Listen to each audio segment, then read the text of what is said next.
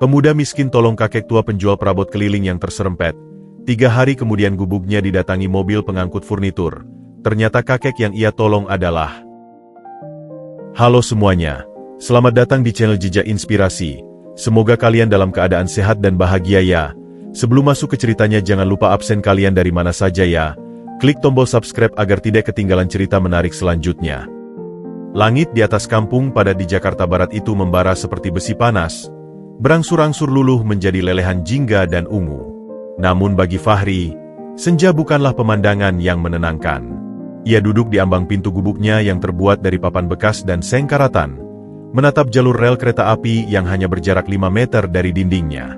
Setiap 30 menit, bumi bergetar, bunyi deru dan peluit panjang memekakan telinga, mengguncang sendi-sendi gubuk yang sudah reyot. Bau besi panas, minyak pelumas, dan debu batu bara telah lama menjadi napas kesehariannya. Di tangannya, ia memegang erat sebuah dompet kulit sintetis yang sudah retak-retak. Isinya, 1 lembar uang Rp10.000 yang lecek, dan foto kecil ibunya yang terselip di balik lapisan plastik transparan. Foto itu sudah pudar, menunjukkan seorang wanita parubaya dengan senyum lelah namun teduh di depan rumah panggung kayu di desa. Telepon dari tetangga kampung tadi pagi masih terngiang-ngiang di kepalanya. Ibumu batuknya tak kunjung reda. Free, kata bidan di puskesmas perlu diperiksa lebih lanjut. Mungkin ke RSUD. Tapi, ya, kamu tahu sendiri. Ya, ia tahu. Tahu betul arti kata, tapi, itu. Artinya, uang. Fahri menghela napas panjang. Rasa sesak di dadanya lebih menyesakan daripada udara lembab Jakarta. Usianya 22 tahun. Tetapi beban di pundaknya membuatnya merasa seperti telah berusia 40. Selepas ayahnya meninggal karena kecelakaan kerja 8 tahun lalu, ia memutuskan merantau ke ibu kota, mengikuti mimpi klasik anak desa, mengubah nasib. Kenyataannya, ia terperangkap dalam lingkaran setan, kerja serabutan, hidup pas-pasan, dan kegagalan yang terus mengintai. Pekerjaan terakhirnya sebagai kuli angkut pasir di proyek pembangunan ruko sudah berakhir seminggu lalu. Uang yang diterimanya habis untuk bayar kontak gubuk ini 2 bulan ke depan. Kirim untuk adiknya yang masih SMP, dan sisa 10.000 ini untuk bertahan hidup. Ia telah berkeliling hari ini, ke bengkel sepanjang jalan raya, ke rumah makan yang butuh peluruh, ke toko material. Jawabannya sama, kami lagi butuh orang berpengalaman. Atau, sudah ada, terima kasih. Perutnya keroncongan, tetapi rasa lapar itu kalah dibandingkan dengan gelisah yang menggerogoti pikirannya. Malam ini ia harus memutuskan. Apakah uang 10.000 itu untuk makan nasi bungkus dengan lauk seadanya, atau ia tabung sebagai modal untuk mencari kerja yang lebih jauh esok hari? Ia memandang ke dalam gubuknya. Sebuah kasur busa tipis, kompor tungku kecil berbahan bakar minyak tanah, dan beberapa pakaian lusuh yang digantung pada paku. Di sudut, tumpukan buku bekas yang ia kumpulkan dari tempat sampah, buku tentang mesin, tentang kewirausahaan, menjadi saksi bisu upayanya untuk belajar, untuk merangkak keluar dari kubangan ini. Dari balik dinding bambu tetangganya, terdengar suara televisi menyiarkan iklan produk furnitur mewah. Boa Furnitur, gaya hidup keluarga Indonesia. Terdengar suara presenter yang begitu optimis dan jauh dari realita Fahri. Ia mencibir kecil. Dunia yang digambarkan di layar itu seolah berada di planet lain. Hari, belum makan?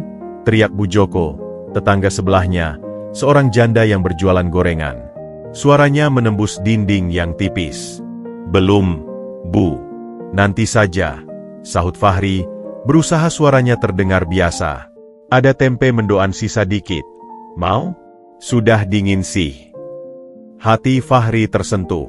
Kebaikan kecil di tengah kesulitan selalu membuatnya terharu sekaligus malu. Terima kasih, Bu. Nanti saya ambil. Ia berdiri, tubuhnya pegal-pegal. Matanya tertuju pada selembar kertas yang ia tempel di dinding, coretan tulisannya sendiri. Jangan menyerah. Ingat ibu dan adik. Itulah mantra penopangnya. Malam semakin kelam, lampu neon 5 watt di gubuknya menyala redup, menarik gerombolan nyamuk. Fahri mengambil nasi putih dingin sisa kemarin, memanaskannya sebentar di atas tungku, dan menyantapnya dengan tempe mendoan pemberian Bu Joko. Rasanya biasa saja, tetapi ia syukuri. Sambil makan, pikirannya bekerja keras. Besok, bisiknya pada dirinya sendiri, Tekad mulai mengkristal di tengah keputusasaan. Besok, aku akan pergi ke daerah industri. Aku akan tanya di setiap pabrik, gudang, toko. Aku akan kerja apapun. Asal halal. Uang 10.000 ini untuk ongkos. Aku harus bisa. Ia memandang keluar jendela kecilnya, melihat cahaya lampu dari gedung-gedung bertingkat di kejauhan, berpendar seperti bintang-bintang yang tak terjangkau. Di sana, mungkin ada orang seperti kakek Dono yang ia tolong 3 hari lalu. Hanya seorang kakek penjual perabot keliling yang sederhana, yang nasibnya mungkin tak jauh lebih baik darinya. Pertemuan singkat itu memberinya sedikit kehangatan. Pengingat bahwa masih ada orang lain yang juga berjuang.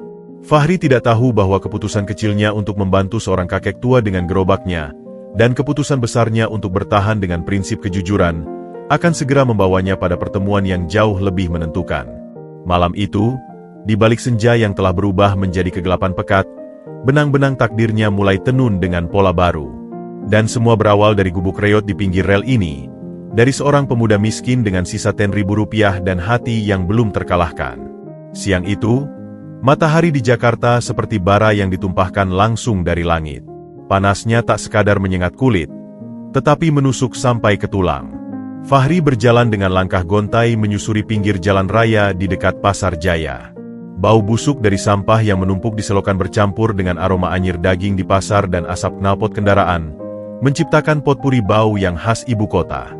Bajunya yang sederhana, kaos oblong putih yang sudah kusam dan celana kargo hijau army, telah basah oleh keringat di bagian punggung dan ketiak. Hatinya berat. Usahanya di daerah industri pagi tadi berakhir sia-sia. Gerbang pabrik yang ia datangi dijaga ketat, dan petugas keamanan hanya menggeleng sambil berkata, "Lowongan? Nggak ada. Coba lain kali." Yang lain memintanya mengirim CV via email, sesuatu yang mustahil baginya yang tak punya akses komputer atau internet kecuali warnet dengan uang yang tak ia miliki. Rasa lapar mulai menggerogoti lagi, tetapi dompetnya hanya berisi selembar uang 10.000 rupiah yang ia jadikan jimat harapan. Ia harus bijak. Mungkin ia bisa beli lontong sayur 2.000 dari abang-abang yang biasa lewat di kampung, dan sisa 8.000 untuk ongkos esok hari. Tiba-tiba, suara ribut dan raungan mesin yang stres memecah konsentrasinya. Di depan, tepat di perempatan sebelum pasar, sebuah gerobak kayu tua dengan roda besi yang sudah karatan tersangkut dalam lubang yang dalam. Lubang itu adalah korban dari hujan semalam dan truk-truk pengangkut pasar yang lalu lalang. Gerobak itu penuh sesak dengan muatan. Tumpukan kursi plastik warna-warni yang diikat dengan tali rafia, beberapa ember dan gayung, panci aluminium, serta beberapa perabot rumah tangga sederhana lainnya. Di depannya, seorang kakek berusia sekitar 70-an berjuang mati-matian. Kakek itu mengenakan kemeja lengan panjang yang sudah pudar warnanya dan penuh tambalan, serta celana kain hitam yang kebesaran. Sebuah topi caping anyaman bambu yang ujungnya rusak menaungi kepalanya, tetapi tidak mampu menahan butiran keringat yang mengalir deras di wajahnya yang keriput. Tangannya yang berotot namun sudah bergetar mencoba mendorong gerobak, sementara kakinya mencari pijakan di aspal yang licin. Aduh, aduh. Desisnya yang terdengar lemah tersapu suara klakson dari sebuah angkot yang lewat dengan cepat, hampir menyerempetnya. Yang membuat hati Fahri tersentak adalah reaksi orang-orang di sekitarnya. Seorang ibu muda dengan anak digendongan, hanya melirik lalu mempercepat langkah. Dua laki muda yang sedang nongkrong di warung kopi terdekat malah tertawa kecil. Salah satunya berkomentar, "Udah tua bangka masih ngeyel dorong gerobak." Seorang pengendara ojek online berhenti sebentar, melihat, lalu menggeleng dan pergi setelah melihat tidak ada penumpang yang mangkal. Ada semacam tembok ketidakpedulian yang tebal di udara panas itu. Tanpa pikir panjang, naluri Fahri bekerja. Tubuhnya yang masih kuat karena kerja fisik langsung melompat ke dalam lubang, berhadap-hadapan dengan kakek itu. "Mari saya bantu, kek," teriaknya, suaranya nyaris hilang oleh kebisingan jalanan. Kakek itu menatapnya, wajahnya penuh kelegaan yang tak terkira. Matanya yang sipit dan berkabut itu berbinar sebentar. "Terima kasih, nak. Roda ini kayaknya nyangkut di batu." Fahri tidak banyak bicara. Ia membungkuk, memeriksa roda yang memang terjepit di antara bongkahan aspal yang rusak dan sebuah batu kali. Dengan tenaga penuh, ia mendorong gerobak dari belakang sementara si kakek menarik dari depan. Otot-otot lengan Fahri menegang, urat di lehernya timbul. 1, 2, 3, Dorongan. Gerobak itu bergerak maju beberapa senti, tetapi roda belakangnya masih terperosok. Ikut saya hitung, kek. 1, 2, 3. Kali ini, Fahri memberi tenaga ekstra, mendorong dengan seluruh berat badannya. Krek, roda itu akhirnya terlepas, membuat gerobak melonjak ke depan.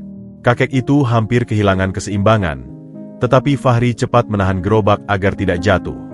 Dah keluar, nak. Syukur alhamdulillah. Kakek itu berkata sambil terengah-engah, tangannya menekan dada. Tapi Fahri belum selesai. Lubang itu masih ada. Gerobak harus dipindahkan ke tempat yang lebih aman. Biar saya dorong sampai ke sana, kek, ke tempat yang rata, ujarnya. Ia mendorong gerobak berat itu sekitar 15 meter, menjauh dari keramaian perempatan, sampai ke area yang lebih landai di depan sebuah toko yang sudah tutup. Napasnya tersengal, keringatnya mengucur deras seperti hujan. Kakek itu mengikutinya. Langkahnya tertatih-tatih.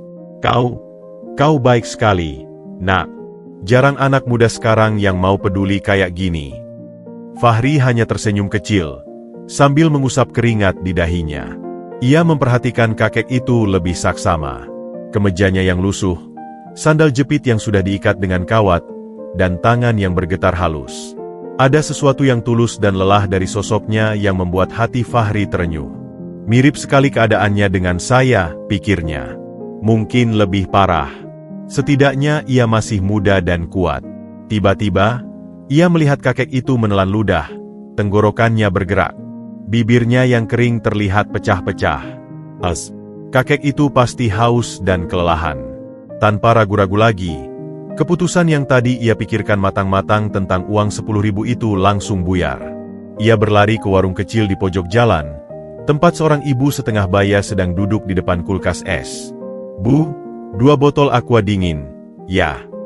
Ibu pemilik warung melihatnya, lalu melihat kakek tua di dekat gerobak. Ia mengangguk, mengambil 2 botol air mineral dari dalam kulkas. 5.000, nak. Fahri mengeluarkan uang 10.000 satu-satunya, menerima botol-botol itu dan uang kembalian 5.000. Ia kembali menghampiri kakek itu dan menyodorkan 1 botol. Ini, kek, minum dulu. Cuaca panas. Kakek itu tertegun.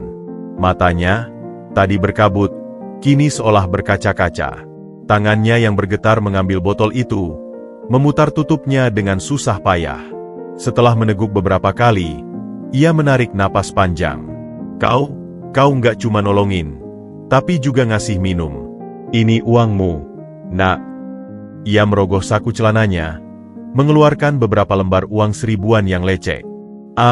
Nggak usah, kek, kata Fahri cepat, merasa malu.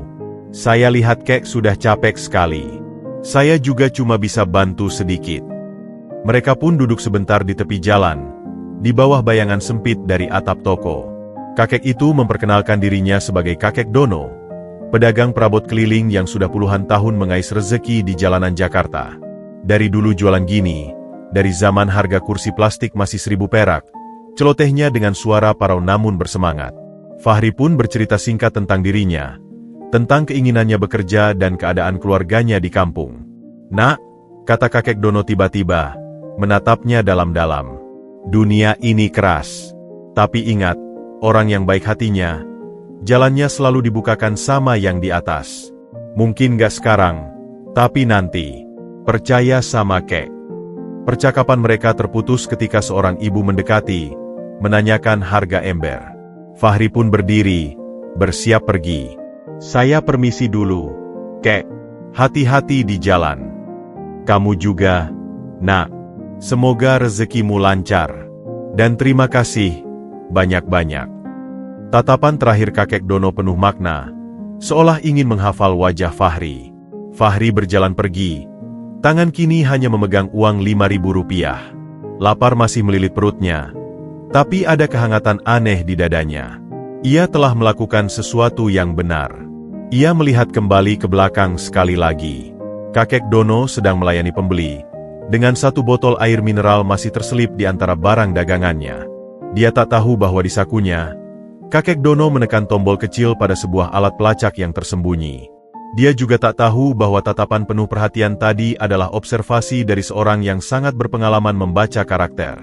Dan dia tentu tak tahu bahwa botol air mineral Rp5.000 yang ia berikan dengan tulus itu telah menjadi kunci yang membuka pintu takdirnya. Untuk saat ini, dia hanya seorang pemuda miskin yang merasa sedikit lebih ringan karena telah membantu sesama, berjalan menuju ketidakpastian dengan sisa uang 5.000 di genggaman, dan hati yang sedikit lebih tenang. Langkahnya, meski masih lesu, kini memiliki sedikit keyakinan baru bahwa kebaikan, sekecil apapun, selalu ada nilainya.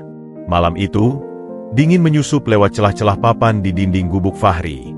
Hujan rintik-rintik mulai turun, membasahi atap seng yang bocor sehingga menimbulkan suara tik-tik-tik, berirama di atas ember plastik yang ia letakkan sebagai penampung. Cahaya lampu neon 5 watt yang kuning dan berkedip-kedip menciptakan bayangan-bayangan aneh yang menari-nari di dinding. Fahri duduk di atas kasur busanya, memeluk lutut, mencoba menekan kecemasan yang bergemuruh di dadanya. Uang Rp5.000 sisa dari membeli air untuk kakek Dono tergeletak di sampingnya, terasa hampa dan tak berarti. Tiba-tiba, nada dering handphone murahan yang sudah penuh goresan itu memekakkan kesunyian. Layarnya menyala dengan nama Bu Darmi, tetangga sebelah rumah ibunya di kampung. Jantung Fahri langsung berdebar kencang. Panggilan larut malam dari kampung hampir tak pernah membawa kabar baik. "Halo, Bu Darmi?" Suara Fahri terdengar serak. "Fri, maaf ganggu malam-malam." Suara Bu Darmi terdengar parau, dibarengi dengan suara angin yang menderu di latar belakang, menandakan ia mungkin berada di teras rumah. "Ini tentang ibumu." Fahri menggenggam ponselnya lebih erat, buku-buku jarinya memucat. "Ibu kenapa, Bu?" "Ibumu tadi sore batuknya parah sekali, sampai nggak bisa napas. Kami bawa ke bidan, lalu dirujuk ke puskesmas. Kata dokternya di sana, ada tanda-tanda infeksi di paru-parunya. Harus dironggen dan mungkin rawat inap di RSUD. Tapi..." Suara Bu Darmi tercekat. "Tapi untuk bayar jaminannya saja kami harus urun-urun. Uangmu yang dikirim kemarin, itu sudah buat beli obat dan bayar kontribusi puskesmas. Sekarang, ibumu mesti dibawa ke rumah sakit kabupaten. Free. Perlu dana." Kata dana itu menggantung di udara, berat dan tajam seperti pisau. Fahri menutup matanya. Rasa panik yang dingin menjalar dari ubun-ubun sampai ke ujung kakinya. "Berapa kira-kira, Bu?" "Minimal 2 juta untuk jaminan awal, Nak. Itu belum obat-obatan dan lain-lain." Suara Bu Darmi berbisik, penuh rasa bersalah. "Kami di sini juga lagi susah. Panen kemarin gagal." 2 juta. Angka itu bergema di kepala Fahri seperti gong. Baginya, yang bertarung untuk mendapatkan Rp10.000 saja hampir mustahil. 2 juta terasa seperti gunung yang tak mungkin didaki. Rasanya bumi di bawah kakinya runtuh. Aku usahakan, Bu," ucap Fahri, suaranya lebih seperti erangan. "Tolong jaga ibu. Bilang ibu aku akan kirim uang. Pokoknya usahakan." Setelah menutup telepon, Fahri terduduk lemas. Air matanya yang selama ini ia tahan akhirnya meledak. Ia menangis dalam hening, hanya disertai derit angin dan tetesan hujan di ember. Tangisannya adalah tangisan kelelahan, ketakutan, dan rasa bersalah. Ia merasa gagal total.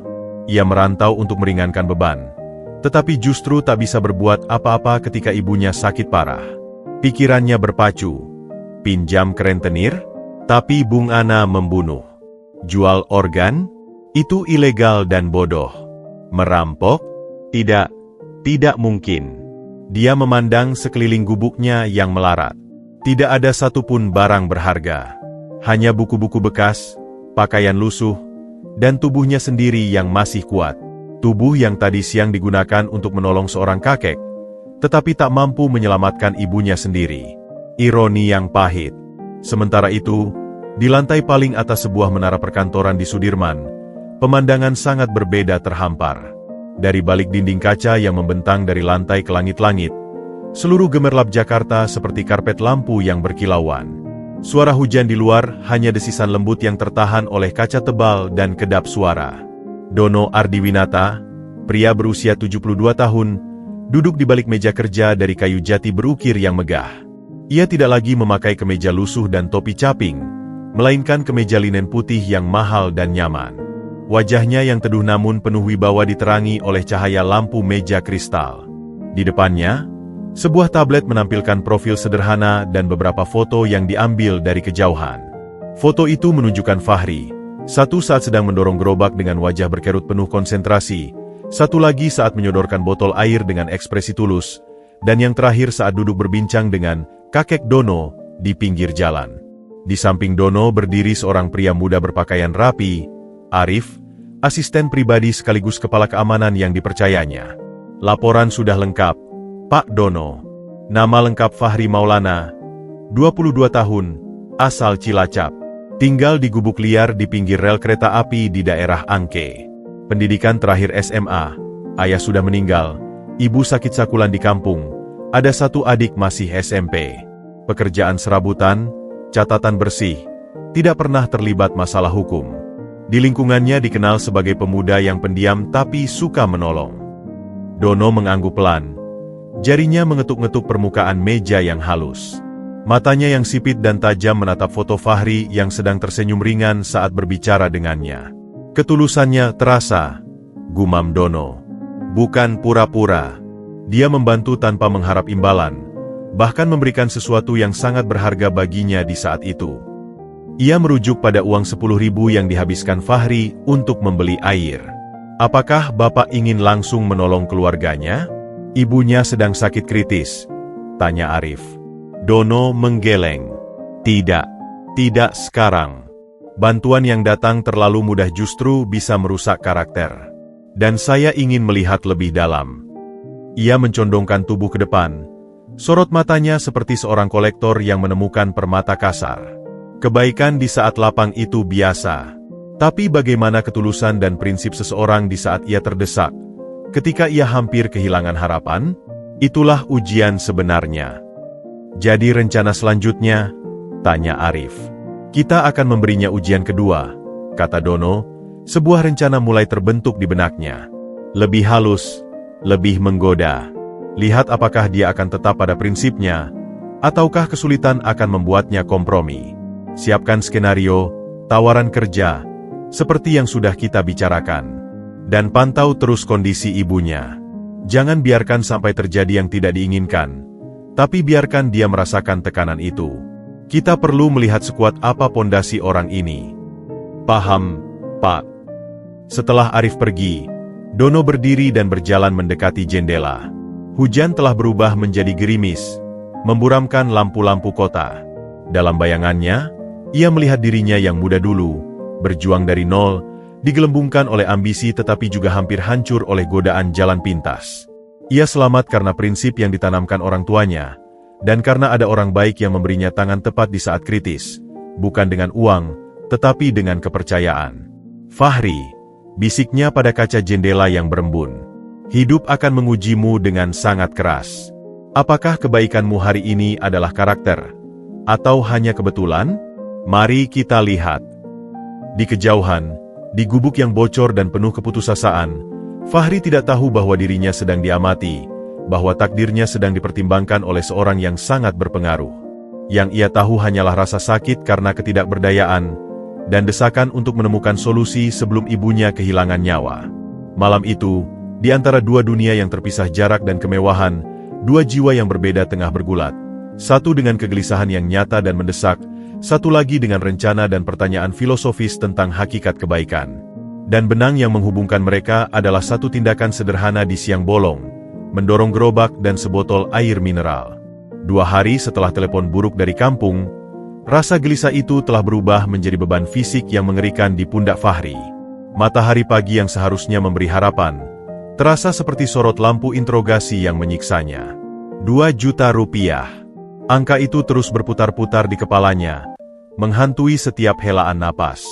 Ia telah mencoba segala cara yang ia pikir mungkin, menemui mandor proyek bekas kerjanya, ditolak, menawarkan jasa potong rumput dan bersih-bersih ke beberapa rumah kos, hanya dapat pekerjaan sekali dengan bayaran 30.000, bahkan hampir mempertimbangkan untuk menjual handphone tuanya, satu-satunya alat komunikasi dengan keluarga dan pencari kerja. Tapi itu hanya akan menghasilkan 200.000, bahkan kurang. Jauh dari cukup. Pikiran untuk meminjam ke rentenir muncul lagi, lebih menggoda dan lebih menakutkan. Bayangan preman dengan tato dan bicara kasar membuatnya merinding. Tapi bayangan ibunya yang terbaring sesak napas lebih menghantuinya. Ia terjebak dalam lingkaran keputusasaan yang semakin dalam. Untuk mengalihkan pikiran sekaligus mencari peluang, pagi itu ia pergi ke Pasar Jaya lagi, kali ini bukan untuk melamar kerja, tetapi untuk mengumpulkan kardus-kardus bekas dan botol plastik dari pedagang. Pekerjaan rendahan, tetapi setidaknya menghasilkan beberapa ribu rupiah untuk ongkos dan makan.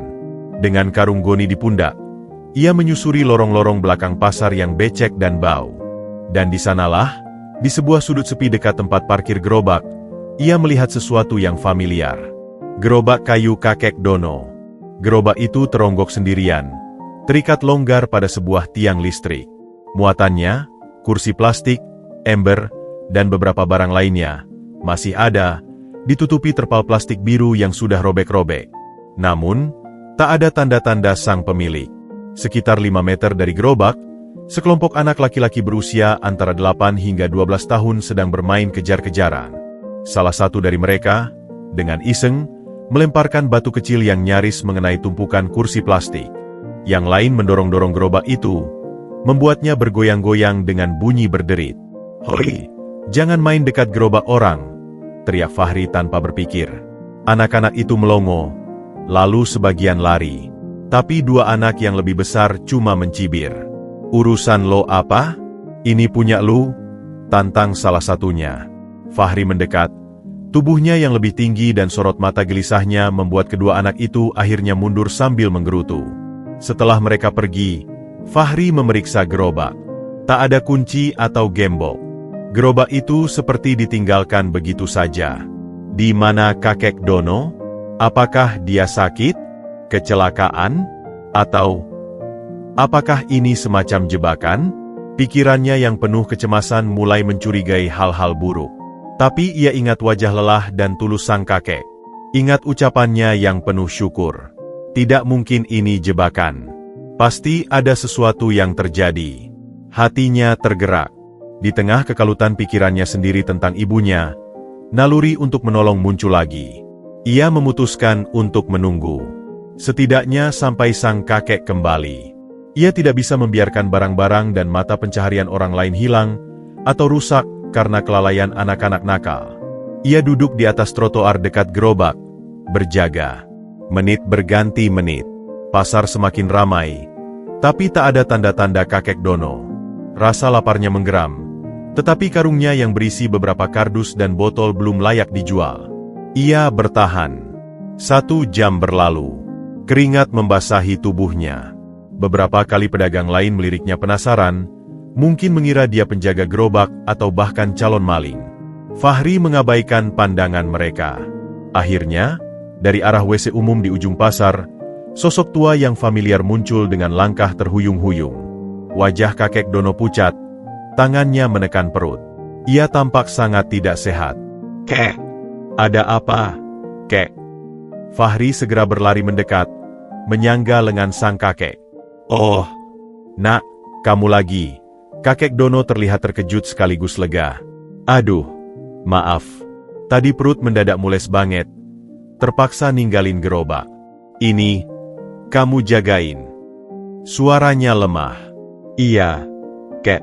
Saya lihat ada anak-anak main dekat sini. Takut barang-barang Kek rusak." Kakek Dono memandangnya dengan ekspresi yang tak bisa dibaca, campuran rasa haru, kagum, dan sesuatu yang lebih dalam. "Kamu, di tengah kesibukanmu, masih mau nungguin gerobak kakek yang jelek begini? 1 jam lebih." "Lumayanlah, Kek. Saya juga lagi nungguin," kata Fahri sambil membantu menuntun sang kakek untuk duduk di trotoar. "Kek masih sakit? Perlu ke puskesmas?" Enggak.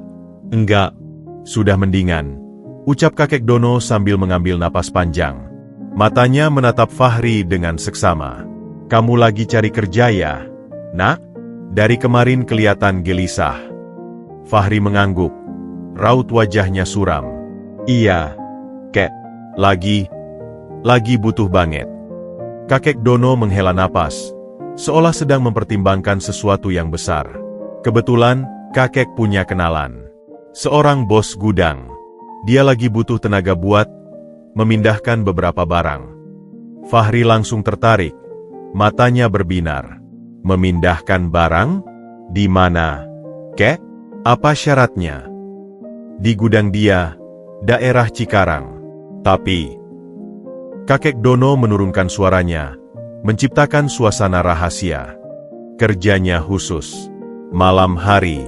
Barang-barangnya agak istimewa. Produksi dalam kota, katanya. Butuh yang cepat dan diam-diam. Bayarannya gede.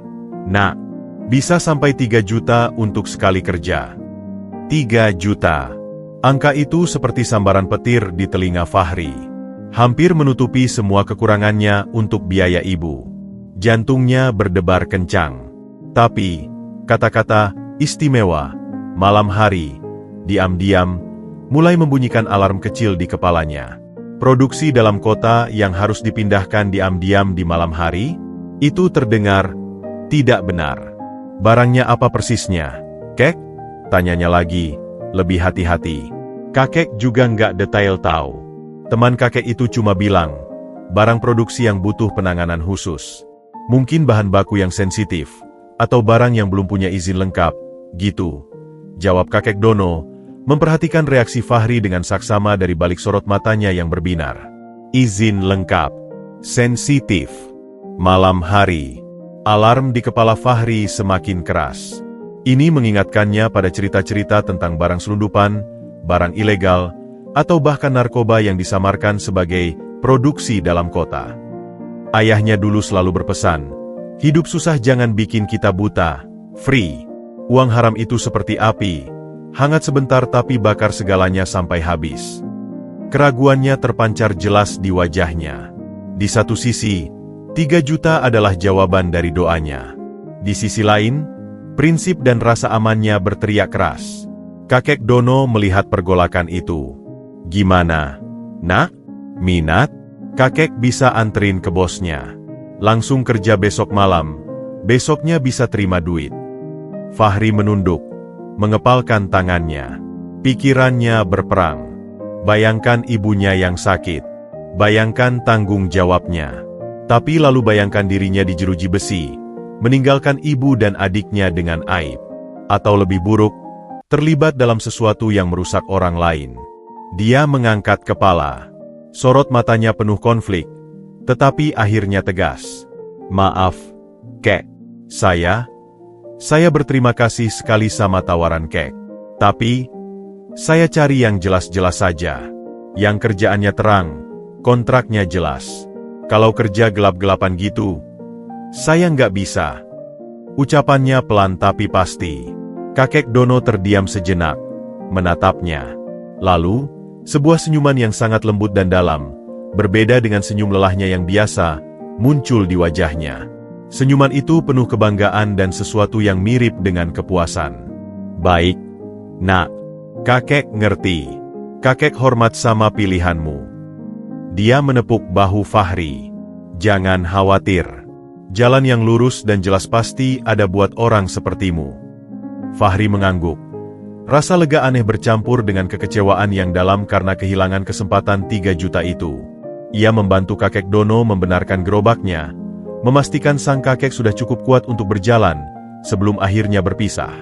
Setelah Fahri pergi dengan langkah berat dan karung kosong di pundaknya, kakek Dono berdiri diam di tempat. Dari saku celananya, ia mengeluarkan sebuah ponsel sederhana dan menekan satu nomor. Arif, katanya, suaranya sekarang penuh wibawa, tanpa sedikit pun kesan tua atau lelah. Tes kedua selesai. Dia menolak. Teguh pada prinsipnya bahkan ketika didesak sangat keras oleh keadaan. Ia terdiam, mendengarkan sesuatu dari seberang telepon. Ya, persiapkan segalanya. Saya rasa sudah cukup ujian. Waktunya untuk memberi balasan yang setimpal. Dia menutup telepon, memandang ke arah Fahri yang sudah hampir hilang di kerumunan pasar. Di mata pria tua itu, ada kilatan harapan yang sudah lama padam untuk menemukan seseorang dengan karakter sekuat itu. Sementara itu, Fahri, yang sama sekali tidak tahu bahwa dirinya baru saja melewati ujian paling krusial, terus berjalan dengan hati berat, mencari-cari lagi lowongan kerja yang jelas-jelas, sambil berdoa agar ibunya bisa bertahan sedikit lebih lama.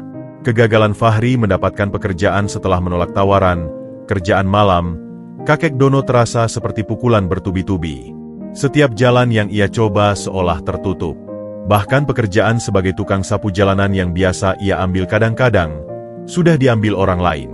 Rp5.000 terakhirnya telah habis untuk membeli 2 buah roti dan air putih, dan kini ia benar-benar tidak memiliki apa-apa kecuali tenaga yang mulai terkikis oleh keputusasaan. Cuaca sepertinya bersekongkol dengan nasibnya. Langit yang sejak siang sudah mendung pekat, akhirnya melepaskan amarahnya di penghujung sore. Bukan hujan biasa, melainkan badai dengan angin yang menderu seperti 1000 hantu yang mengamuk.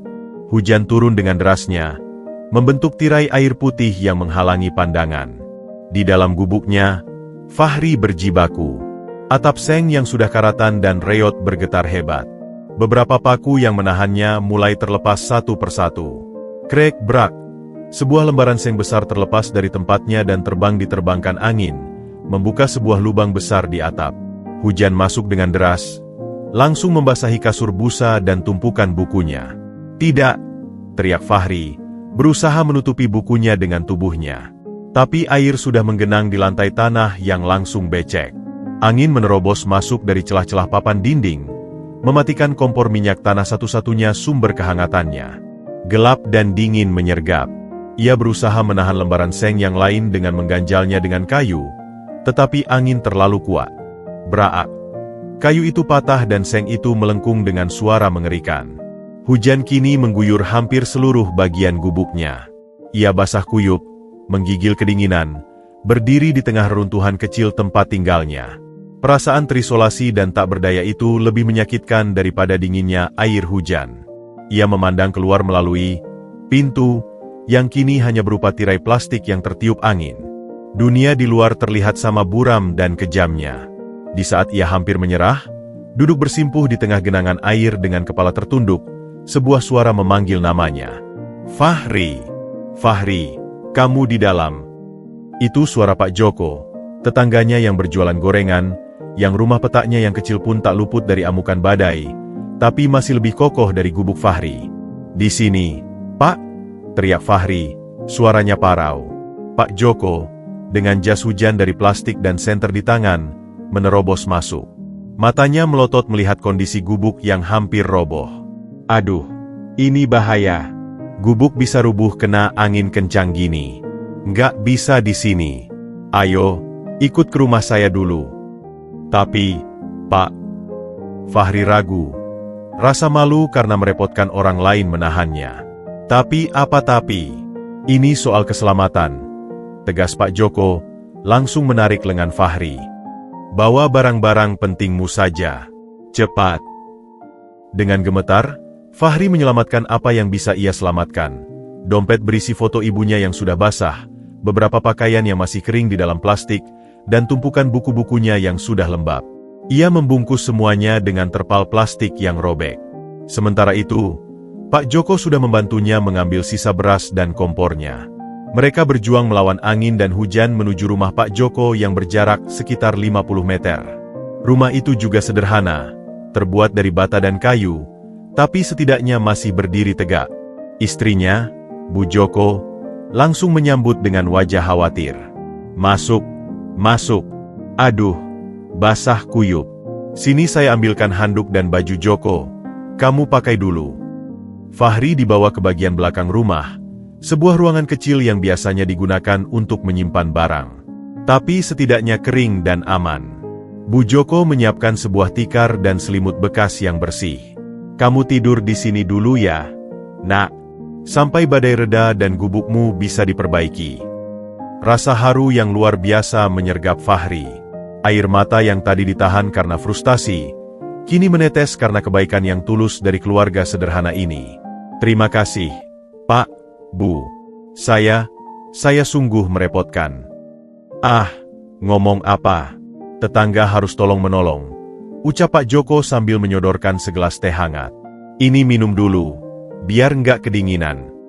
Malam itu, Fahri berbaring di atas tikar, mendengar deru angin yang perlahan mereda di luar. Tubuhnya hangat oleh selimut dan teh, Tapi hatinya masih terasa beku oleh kegagalan.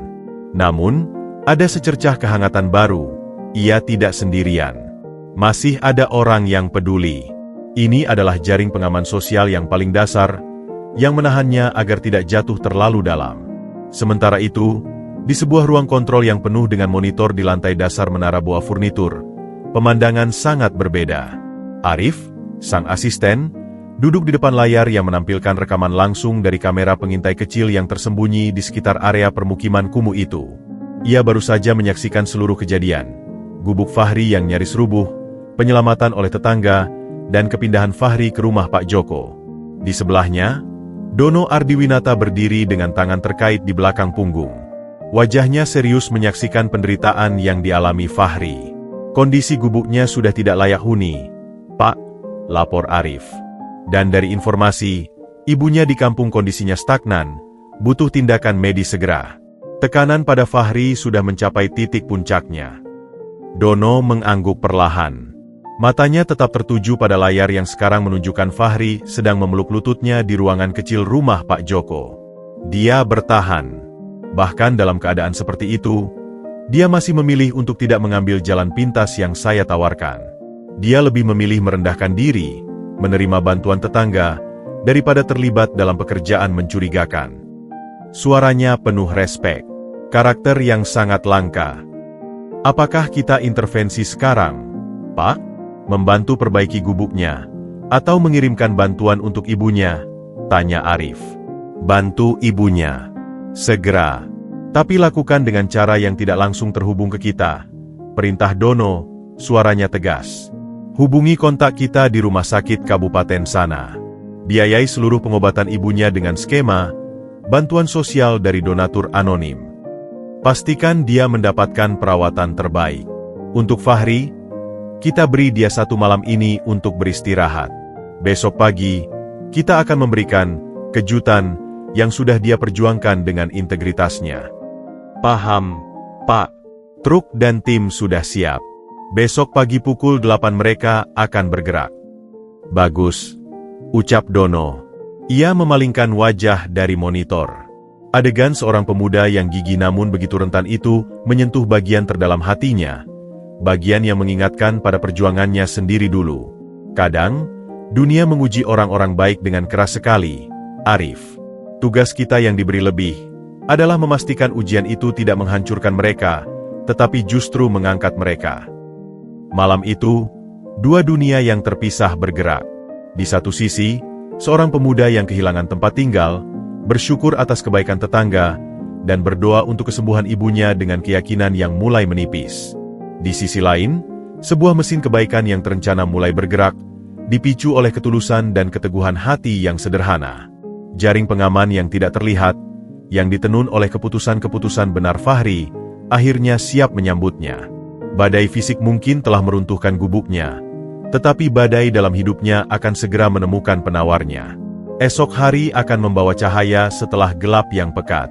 Fajar masih samar-samar ketika Fahri membuka matanya di ruang sempit rumah Pak Joko. Tidurnya gelisah, dipenuhi mimpi buruk tentang gubuk yang rubuh dan wajah ibu yang semakin pucat. Namun, kehangatan selimut dan rasa aman di bawah atap yang kokoh memberinya sedikit ketenangan.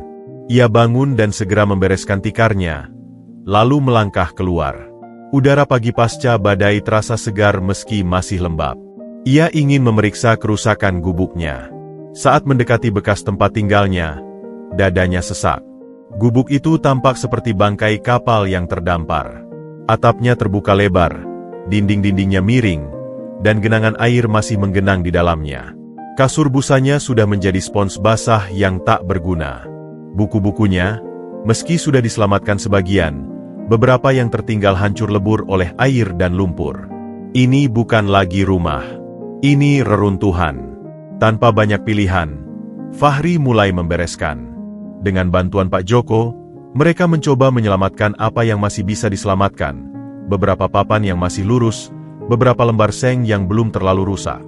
Pekerjaan itu dilakukan dalam diam, hanya diselingi suara palu dan tarikan napas berat. Rasa malu karena menjadi beban dan keputusasaan mulai menggerogoti lagi. Santai, Hari. Nanti kita coba cari bahan buat perbaiki pelan-pelan. hibur Pak Joko, meski di matanya terlihat keraguan. Bahan bangunan mahal, dan mereka semua hidup pas-pasan. Fahri mengangguk, tak sanggup berkata-kata. Pikirannya kembali ke ibu. Telepon dari Bu Darmi semalam hanya menyatakan ibunya masih bertahan. Kata-kata yang justru membuatnya semakin cemas. Pukul 8 pagi, ketika Fahri sedang duduk termenung di atas sebuah balok kayu, mendadak suara drum mesin besar memecah kesunyian pagi kampung. Bukan drum truk sampah atau truk pengangkut material biasa. Suaranya lebih dalam, lebih halus, dan semakin keras mendekat. Beberapa tetangga mulai mengintip dari pintu dan jendela mereka. Anak-anak kecil berlarian ke arah suara. Dan kemudian, sebuah truk box besar berwarna putih bersih, berkilau seolah baru dicuci, perlahan masuk ke jalan sempit perkampungan. Truk itu begitu besar sehingga nyaris menyenggol atap-atap rumah dan jemuran. Di sampingnya, logo bergaya mahkota dengan tulisan tebal, Boa Furnitur, terpampang jelas, memantulkan sinar matahari pagi. Truk itu berhenti persis di depan gubuk Fahri yang hancur. Kontrasnya begitu mencolok. Kendaraan mewah yang melambangkan kemakmuran dan ketahanan, berhadapan dengan kemiskinan dan kehancuran. Semua warga berkerumun, berbisik-bisik penuh keheranan. Apa yang dilakukan truk furnitur ternama itu di tempat seperti ini? Pasti salah alamat. Pintu kabin truk terbuka. Seorang sopir berseragam rapih turun, diikuti oleh dua pria lain yang juga berpakaian formal, kemeja putih dan celana hitam. Salah satu dari mereka membawa sebuah tablet elektronik. Mereka memandang sekeliling, lalu matanya tertuju pada Fahri yang masih duduk terpaku dengan pakaian lusuh dan kotor. "Permisi," ujar pria dengan tablet itu dengan suara sopan namun tegas. "Kami mencari Bapak Fahri Maulana." Suasana hening sejenak. Semua mata tertuju pada Fahri.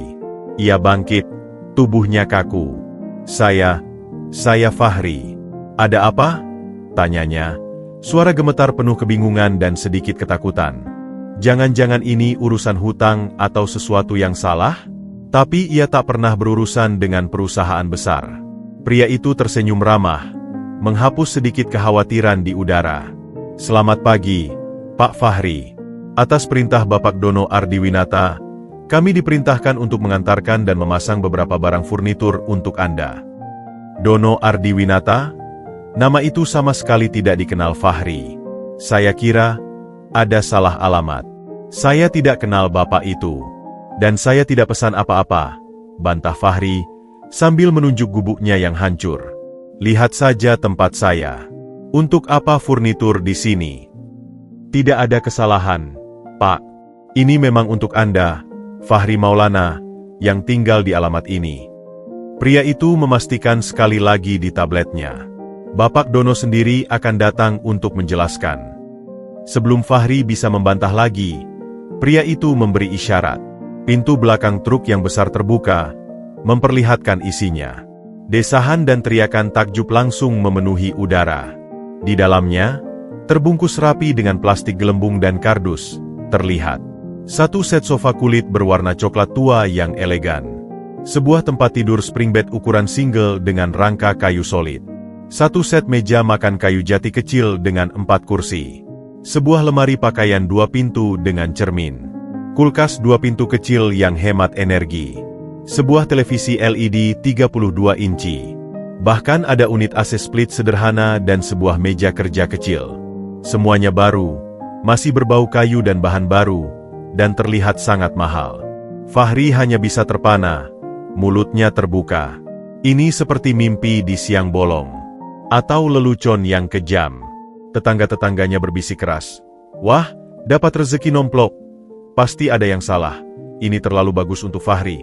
Jangan-jangan dia ternyata anak orang kaya yang kabur." "Tunggu. Saya tidak bisa terima ini," protes Fahri ketika 2 orang pekerja mulai mengangkat sofa. "Saya tidak punya uang untuk bayar ini. Saya bahkan tidak kenal Bapak Dono."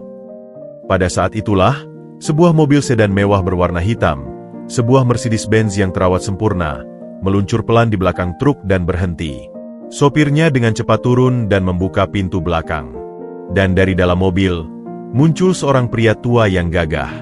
Ia mengenakan kemeja linen putih yang mahal, celana chino coklat muda, dan sepatu loafers kulit yang mengkilap.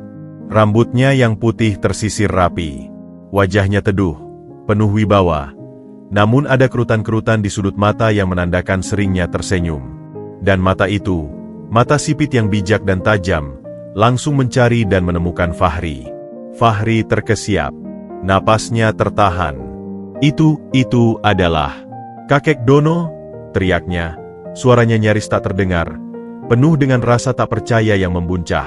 Kakek Dono, atau lebih tepatnya, Dono Ardiwinata, tersenyum lebar, senyuman yang hangat dan tulus, menghapus semua kesan renta dan lelah yang pernah Fahri lihat. Ia melangkah mendekat, mengabaikan lumpur dan genangan air di jalan, dan meletakkan tangannya di bahu Fahri yang kaku. Iya, nak, ini saya. Tapi, gerobak, perabot keliling, baju lusuh, gagap Fahri, otaknya tak mampu memproses. Dan Boa Furnitur? Itu perusahaan besar. Dono mengajak Fahri untuk duduk di atas balok kayu yang tadi, sementara pekerja-pekerjanya dengan terampil mulai mengangkut furnitur ke dalam gubuk yang rusak, seolah-olah itu adalah villa mewah. Ini adalah penyamaranku, jelas Dono dengan suara rendah, hanya untuk Fahri dan beberapa orang terdekat yang bisa mendengar. Setiap bulan, saya selalu menyisihkan beberapa hari untuk turun langsung ke jalan, menyamar sebagai pedagang kecil. Bukan hanya untuk mengingat asal-usul saya yang juga dari bawah, tapi terutama untuk menguji karakter orang-orang di luar sana. Sudah bertahun-tahun saya melakukannya. Ia memandang Fahri dengan tatapan penuh makna. Banyak yang lewat. Beberapa menolong dengan setengah hati, kebanyakan mengabaikan. Beberapa malah mencoba mencuri atau menipu saat mereka pikir saya lemah. Tapi kamu, Fahri. Dono menghela napas, seolah teringat sesuatu yang mengharukan. Di saat kamu sendiri sangat membutuhkan, di saat dompetmu mungkin kosong, kamu tidak hanya menolong dengan tenaga, tapi juga memberikan apa yang kamu punya, air minum itu. Lalu, kamu menjaga gerobak saya tanpa diminta, menolak tawaran kerja yang menggiurkan tapi mencurigakan. Kamu menunjukkan ketulusan, empati, dan integritas yang sangat langka. Fahri mendengarkan, air matanya mulai mengumpul. Semua perjuangan, keputusasaan, dan pertanyaan, mengapa, selama ini seakan menemukan jawabannya. Barang-barang ini, lanjut Dono, menunjuk furnitur yang sedang dipindahkan, adalah bentuk terima kasih saya yang kecil. Tapi saya di sini untuk menawarkan sesuatu yang lebih dari sekadar benda. Dono menatap mata Fahri dalam-dalam, suaranya penuh keyakinan. Saya ingin menawarkanmu sebuah pekerjaan di Boa Furnitur. Posisi magang di divisi logistik. Kami akan melatihmu dari nol. Dan jika kamu mau, kami juga akan membantumu untuk melanjutkan kuliah melalui program beasiswa karyawan. Masa depan yang lebih baik adalah hak setiap orang yang berhati baik dan mau bekerja keras. Seketika itu juga, air mata yang ditahan Fahri meledak. Ia menutupi wajahnya dengan tangan yang kotor. Tubuhnya terguncang oleh isak tangis yang melegakan. Semua beban yang menindihnya selama berminggu-minggu, kekhawatiran akan ibu, tekanan ekonomi, rasa tidak berdaya, seolah tercurah bersamaan. Tetangga-tetangganya yang menyaksikan ada yang ikut mengusap air mata, tersentuh oleh keadilan yang tiba-tiba muncul itu. Setelah beberapa saat, Fahri menarik napas panjang dan melihat Dono. Di matanya yang masih basah, kini ada api harapan yang nyala lagi. Terima kasih, Kek. Saya tidak tahu harus berkata apa. Saya terima. Dengan senang hati dan penuh syukur. Dono memeluknya erat. Tetaplah menjadi pemuda yang rendah hati dan suka menolong. Nak, ingat, kekayaan sejati bukanlah apa yang kita kumpulkan untuk diri sendiri, tapi kebaikan apa yang kita tabur untuk orang lain. Pekerjaan memindahkan furnitur berlanjut. Gubuk yang tadi reruntuhan perlahan mulai berubah. Sofa dan tempat tidur yang mewah terlihat aneh di tengah dinding kayu yang reot, tapi itu adalah simbol perubahan yang nyata. Dono bahkan memerintahkan salah satu stafnya untuk mengontrakkan tukang segera untuk memperbaiki atap dan struktur gubuk, dengan biaya ditanggungnya. Sebelum pergi, Dono menarik Fahri ke samping. Oh ya, tentang ibumu. Tim medis dari rumah sakit mitra kami sudah tiba di kampungmu pagi tadi. Biaya pengobatannya telah dijamin oleh yayasan sosial perusahaan. Kamu tidak perlu khawatir lagi. Kabar itu menjadi puncak dari semua kejutan. Fahri hampir terjatuh karena lega. Rasa syukurnya tak terhingga. Saat mobil Dono pergi, meninggalkan truk dan para pekerja yang masih sibuk, Fahri berdiri di depan rumah barunya. Perubahan itu begitu cepat dan dahsyat, seperti dongeng. Tetangga-tetangga datang mengucapkan selamat, ada yang dengan tulus, ada pula yang dengan iri terselubung. Tapi Fahri tahu, ini bukan akhir. Ini baru awal. Awal dari sebuah perjalanan baru yang penuh tantangan di dunia yang sama sekali asing baginya. Dunia bisnis yang canggih, penuh persaingan dan politik kantor. Dia telah lulus ujian kemanusiaan, tetapi ujian profesional dan integritas di lingkungan baru akan segera dimulai. Namun, untuk pertama kalinya dalam waktu yang lama, dia menghadapinya dengan harapan, bukan ketakutan. Dengan sebuah peluang, bukan jalan buntu. Dan dengan keyakinan bahwa kebaikan, meski kecil dan tampak tak berarti, ternyata memiliki kekuatan untuk mengubah takdir. Seminggu setelah ledakan rezeki di gubuknya, kehidupan Fahri sudah berubah drastis. Gubuknya telah diperbaiki dengan baik, atapnya diganti dengan seng baru yang kokoh, dindingnya dilapisi triplex dan dicat sederhana, dan lantai tanahnya telah dilapisi semen kasar. Furnitur-furnitur mewah itu, yang sebelumnya tampak seperti benda asing dari planet lain, perlahan mulai terasa seperti bagian dari hidupnya. Sofa kulit menjadi tempatnya membaca buku-buku bekas tentang manajemen logistik yang dibelikannya di pasar Loak. Meja kerjanya kini dipenuhi dengan catatan-catatan kecil tentang istilah-istilah baru yang ia pelajari. Hari ini adalah hari pertamanya bekerja di Boa Furnitur. Dengan jantung berdebar kencang, ia berdiri di depan gedung perkantoran berlantai 15 yang megah di kawasan industri Cakung. Gedung itu berwarna putih dengan logo mahkota Boa yang besar terpampang di bagian atas, memantulkan cahaya matahari pagi. Ia memakai kemeja putih baru dan celana hitam yang dibelikan oleh tim HR sebagai bagian dari seragam magang.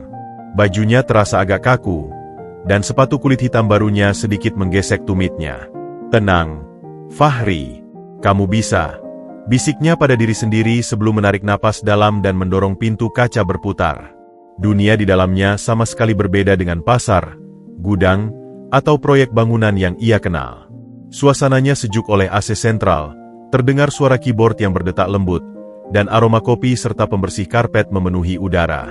Para karyawan lalu lalang dengan pakaian rapi, membawa laptop atau dokumen, berbicara dalam bahasa Indonesia yang formal dengan diselingi istilah Inggris.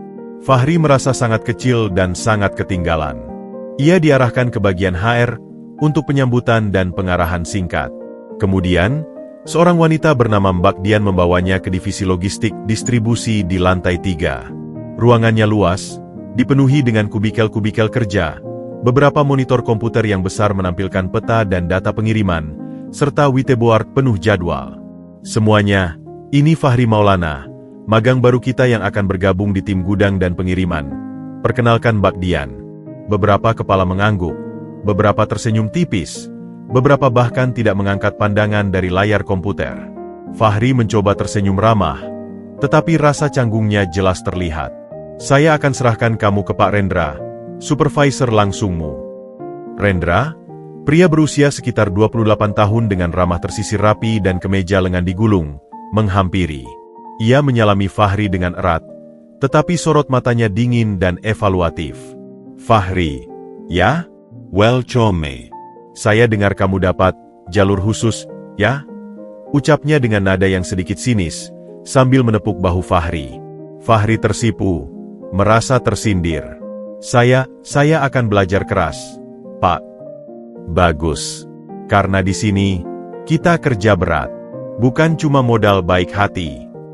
Rendra kemudian menunjuk ke arah seorang pemuda lain yang sedang mengangkut kotak dokumen. "Itu Adit. Dia akan membimbingmu hari ini.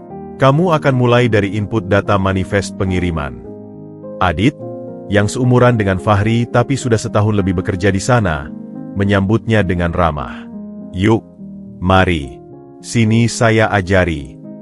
Hari pertama itu adalah siksaan mental. Fahri diperkenalkan dengan sistem inventory berbasis software yang bernama Logitrack. Layarnya penuh dengan tabel, tombol, dan istilah seperti SKU, PO, ETA, Last Mile Delivery. Adit berbicara cepat, Dan Fahri berusaha mencatat di buku kecilnya dengan tangan yang gemetar.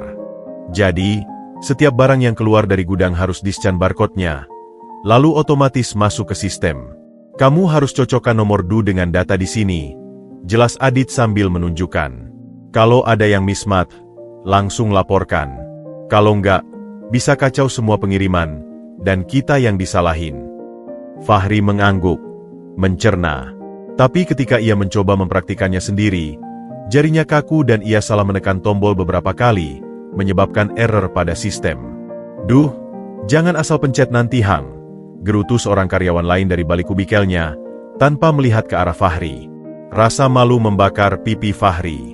Ia merasa seperti orang paling bodoh di ruangan itu. Di dunia fisik, ia bisa mengangkat karung beras 50 kg sendirian. Tapi di sini, di depan komputer, ia merasa tak berdaya. Istirahat makan siang menjadi ujian sosial. Ia duduk sendirian di kantin, sementara mayoritas karyawan lain duduk dalam kelompok-kelompok. Ia mendengar bisikan-bisikan, itu anak magang baru yang katanya ditolong langsung sama Pak Dono ya? Iya, katanya dari kampung. Langsung dapat fasilitas gitu. Kita dulu magang susah payah. Ya namanya juga ada koneksi. Fahri menunduk. Nafsu makannya hilang. Ia tidak ingin dilihat sebagai orang yang dapat fasilitas karena belas kasihan. Ia ingin membuktikan diri. Sore hari, tugasnya bertambah. Ia diminta membantu mengepak sampel produk kecil untuk pameran. Kerjaan fisik, akhirnya. Ia mengerjakannya dengan cepat dan rapi, sampai Rendra lewat dan mengamati. Lumayan rapi. Tapi ingat, di sini otak lebih penting dari otot. Komentar Rendra sebelum pergi lagi. Di penghujung hari, ketika Fahri sudah lelah secara mental dan fisik, Adit memberinya dokumen tebal. Ini prosedur standar operasi gudang utama. Baca ya buat besok. Pak Rendra suka tanya-tanya random. Pulang ke gubuknya yang sudah diperbaiki, Fahri jatuh terduduk di sofa barunya. Kepalanya pusing. Rasanya seperti hari ini ia berjalan di medan perang dengan senjata yang tidak ia kuasai. Tantangan barunya bukan lagi mencari sesuap nasi, tetapi membuktikan bahwa ia layak berada di antara orang-orang terdidik dan berpengalaman itu. Ia mengambil buku catatannya, dan dengan tekad baru, mulai membaca dan menghafal istilah-istilah yang tadi ia dengar. Ia menyalakan laptop bekas pemberian perusahaan, dan berlatih mengetik dengan program yang ia unduh secara gratis. Di malam yang sama, di rumah mewahnya, Dono Ardiwinata menerima laporan harian dari kepala HR. Bagaimana hari pertamanya? Tanya Dono. Biasa, Pak. Canggung, agak kewalahan dengan teknologi, dan mendapat beberapa pandangan tidak nyaman dari beberapa staf, terutama dari supervisor langsungnya, Rendra. Dono menganggung, tidak terkejut. Bagus. Biarkan dia merasakan itu. Lindungi dia dari intimidasi langsung atau ketidakadilan prosedural, tapi biarkan dia merasakan tekanan sosial dan kompetisi. Itu yang akan menguatkannya. Pastikan juga pelatihan teknisnya berjalan baik. Siap, Pak. Sambil memandang keluar jendela, Dono tersenyum kecil. Ia tahu perjalanan Fahri baru saja dimulai. Melompat dari pinggir rel ke menara gading korporat bukanlah proses yang mulus. Akan ada banyak gesekan, rasa tidak percaya diri, dan godaan untuk menyerah. Tapi Dono yakin. Ia melihat api di mata Fahri. Api yang sama yang dulu ia miliki ketika memulai usahanya dari sebuah bengkel kayu kecil. Api itu mungkin redup hari ini karena kelelahan, tetapi besok akan menyala lagi. Fahri, di gubuknya, akhirnya tertidur di atas buku prosedur. Mimpi buruk tentang kesalahan input data dan tatapan sinis Rendra menghantuinya. Namun, di tengah mimpinya, ia juga bermimpi tentang ibunya yang tersenyum sehat di rumah sakit, dan tentang dirinya sendiri yang akhirnya bisa memahami sistem Logitrack dengan lancar. Pertempuran baru telah dimulai. Dan kali ini, senjatanya bukan tenaga fisik, tetapi ketekunan, kerendahan hati, dan kemauan belajar yang tak kenal lelah. Dunia baru itu asing dan menakutkan, tetapi ia sudah memutuskan untuk tidak mundur. Bukan lagi untuk sekadar bertahan hidup, tetapi untuk membuktikan bahwa kebaikan hati dan kerja keras bisa mengantarkan seseorang ke tempat yang layak, bahkan di dunia yang terlihat sangat berbeda dengan dirinya. 2 bulan berlalu sejak Fahri bergabung di Boa Furnitur. Rutinitasnya kini sudah terbentuk. Bangun pagi, belajar SOP atau istilah logistik sebelum berangkat, bekerja seharian di kantor atau turun ke gudang, pulang, belajar lagi. Ia seperti spons yang haus, menyerap segala informasi dengan cepat. Bantuan Adit yang sabar dan beberapa sesi pelatihan internal telah membuatnya jauh lebih mahir dengan sistem Logitrack. Ia bahkan mulai memahami alur kerja mulai dari procurement hingga last mile delivery dengan cukup baik. Rasa canggungnya masih ada, tapi sudah jauh berkurang. Namun, ada satu hal yang tak kunjung membaik, hubungannya dengan Rendra, sang supervisor. Rendra adalah tipikal karyawan karir yang naik secara bertahap dengan kerja keras dan politik kantor yang cerdas. Ia memandang Fahri sebagai ancaman, seorang anak emas yang masuk melalui jalur belas kasihan bos besar yang bisa saja melompati posisinya suatu hari nanti. Sinismenya tidak selalu terang-terangan, tetapi terselubung dalam bentuk komentar pedas, pendelegasian tugas yang ambigu, atau standar ganda dalam evaluasi. Hari ini kamu akan handle input data pengiriman untuk klien-klien prioritas, kata Rendra suatu pagi, meletakkan setumpuk dokumen di meja Fahri. Ini sangat penting. Jangan sampai salah. Klien-klien ini adalah tulang punggung perusahaan. Fahri mengangguk serius. Siap, Pak. Ia bekerja dengan hati-hati, memeriksa setiap nomor DU, alamat, dan jenis barang berkali-kali. Sepanjang pagi, ia berhasil menyelesaikan 3 klien besar tanpa masalah. Saat istirahat siang, ia pergi ke pantry untuk mengisi air. Di sana, ia tidak sengaja mendengar percakapan Rendra dengan salah satu koleganya dari divisi pemasaran di dekat mesin kopi. Ya makanya, jangan terlalu dekat sama si anak baru itu. Dia cuma batu loncatan buat Pak Dono buat kelihatan dermawan. Percaya deh, setahun 2 tahun lagi dia bakal hilang sendiri. Orang kaya gitu nggak akan bertahan di dunia korporat yang kompetitif. Fahri membeku. Tangannya menggenggam botol airnya erat-erat. Rasa sakit dan kemarahan menggelegak di dadanya. Ia ingin sekali menyahut, membela diri. Tapi ia ingat pesan kakek Dono, dunia kerja akan mengujimu dengan banyak cara. Hadapi dengan prestasi, bukan omongan. Ia mengambil napas dalam-dalam, lalu berbalik dan pergi tanpa membuat suara. Sepanjang sisa hari, semangatnya agak terpukul, tetapi ia berusaha 2 kali lipat lebih fokus. Sore harinya, ketika hendak pulang, Rendra memanggilnya. Fahri, ada yang mau saya bicarakan. Ya, Pak.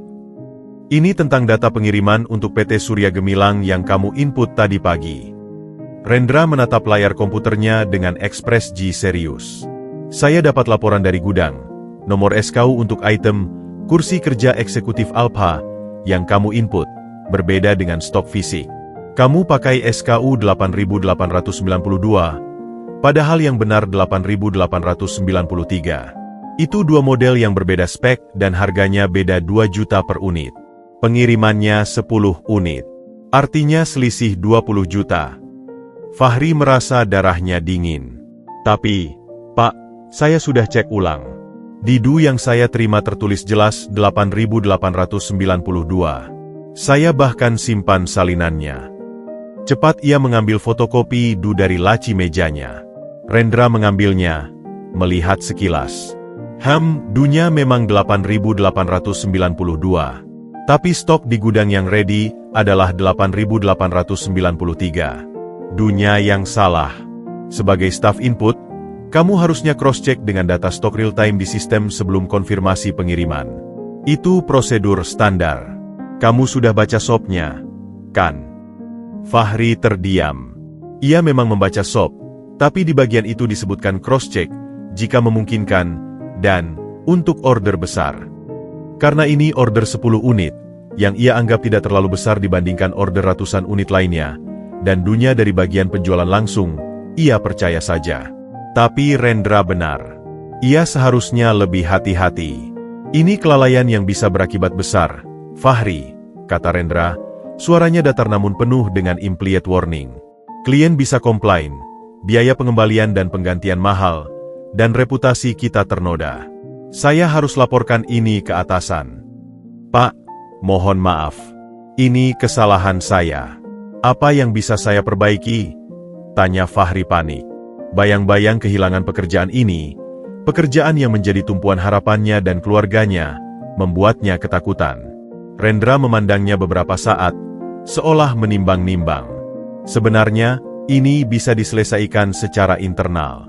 Saya bisa minta gudang untuk tetap kirim barang dengan SKU 8893, dan nanti kita buatkan nota koreksi untuk bagian penjualan. Klien tidak akan tahu, karena speknya mirip. Dengan begitu, tidak ada yang dirugikan, dan laporan negatif ke atasan bisa dihindari. Ia berhenti sejenak, menatap mata Fahri. Tapi, kamu harus berjanji untuk lebih hati-hati lagi. Dan, mungkin kamu bisa membantu saya dengan beberapa tugas pribadi saya nanti. Sebagai tanda terima kasih karena saya tutupi kesalahan ini. Tawaran itu menggantung di udara. Fahri segera menangkap maksudnya. Ini adalah pertukaran. Rendra akan menutupi kesalahan Fahri, yang sebenarnya mungkin bukan sepenuhnya kesalahannya, karena kesalahan berasal dari bagian lain, dengan imbalan Fahri menjadi asisten pribadinya untuk urusan di luar pekerjaan resmi. Itu berarti melanggar etika, dan membuat Fahri berutang budak padanya. Godaan itu nyata. Dengan ini, ia bisa menyelamatkan posisinya, menghindari malu di depan atasan, dan mungkin di depan Pak Dono, dan menjaga hubungan dengan Rendra tetap baik. Tapi di dalam hatinya, alarm berbunyi keras. Ini persis seperti godaan yang ditawarkan kakek Dono, palsu dulu. Jalan pintas yang tampak menguntungkan, tetapi penuh dengan kompromi yang kotor. Ia teringat teguhnya, ia menolak tawaran kerja gelap itu. Prinsipnya sama, kejujuran dan tanggung jawab. Terima kasih atas tawarannya, Pak Rendra, ucap Fahri perlahan, memilih kata-katanya dengan hati-hati. Tapi saya rasa lebih baik kita laporkan kesalahan ini dengan benar sesuai prosedur. Saya siap menerima konsekuensi atas kelalaian saya dalam tidak double check stok. Dan bagian penjualan yang menerbitkan dusalah juga harus diberitahu agar tidak terulang. Biar kita perbaiki sistemnya, bukan menutupinya. Rendra terkejut. Matanya membelalak sedikit. Ia jelas tidak menyangka Fahri akan menolak tawaran penyelamatan yang ia berikan.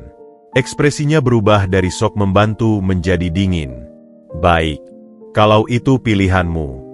Saya akan buatkan laporan insidennya besok pagi. Kamu bisa pulang. Malam itu, Fahri pulang dengan perasaan campur aduk. Ia merasa telah melakukan hal yang benar, tetapi juga ketakutan akan akibatnya. Apakah ia akan dipecat? Diberi surat peringatan?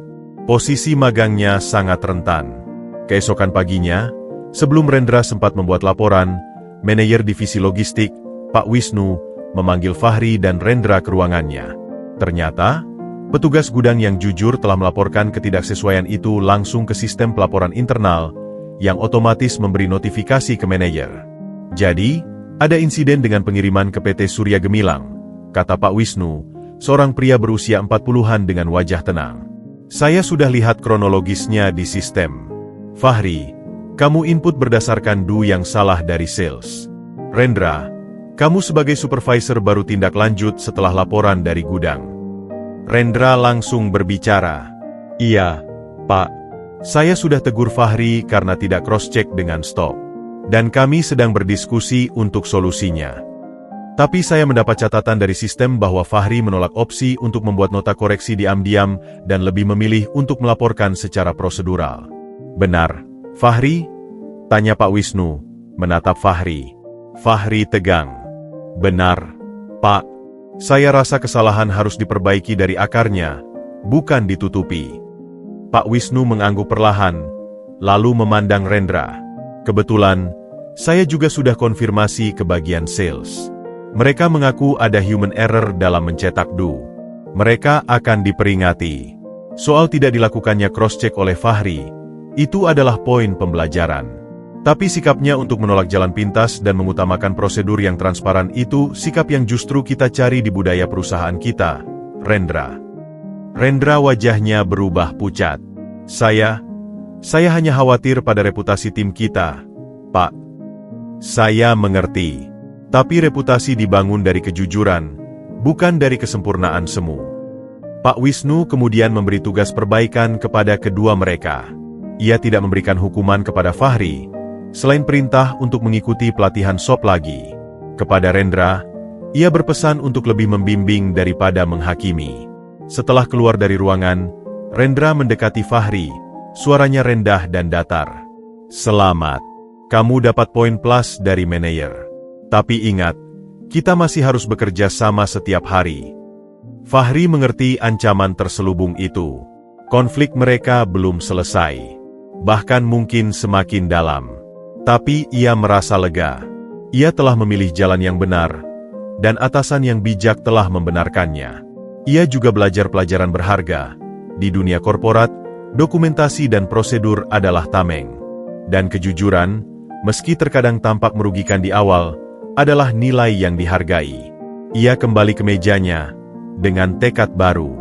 Ia tidak hanya harus membuktikan kemampuannya, tetapi juga harus belajar navigasi politik kantor yang halus dan berbahaya. Pertempuran dengan Rendra mungkin baru babak pertama. Tapi Fahri sekarang tahu, prinsipnya adalah senjata terkuatnya. Dan kali ini, senjata itu telah membuktikan kegunaannya. Beberapa hari setelah insiden dengan Rendra, suasana di ruang divisi logistik terasa lebih tegang. Komunikasi antara Fahri dan Rendra menjadi sangat formal dan dingin, terbatas hanya pada instruksi kerja yang penting. Fahri memilih fokus pada pekerjaannya, berusaha ekstra hati-hati untuk tidak memberi celah kesalahan sekecil apapun. Ia juga mulai membangun hubungan baik dengan rekan-rekan lain, terutama dengan petugas gudang dan driver pengiriman yang sering ia temui saat turun ke lapangan. Di mata mereka, Fahri adalah orang yang rendah hati dan mau turun tangan membantu, tidak seperti beberapa staf kantor yang angkuh.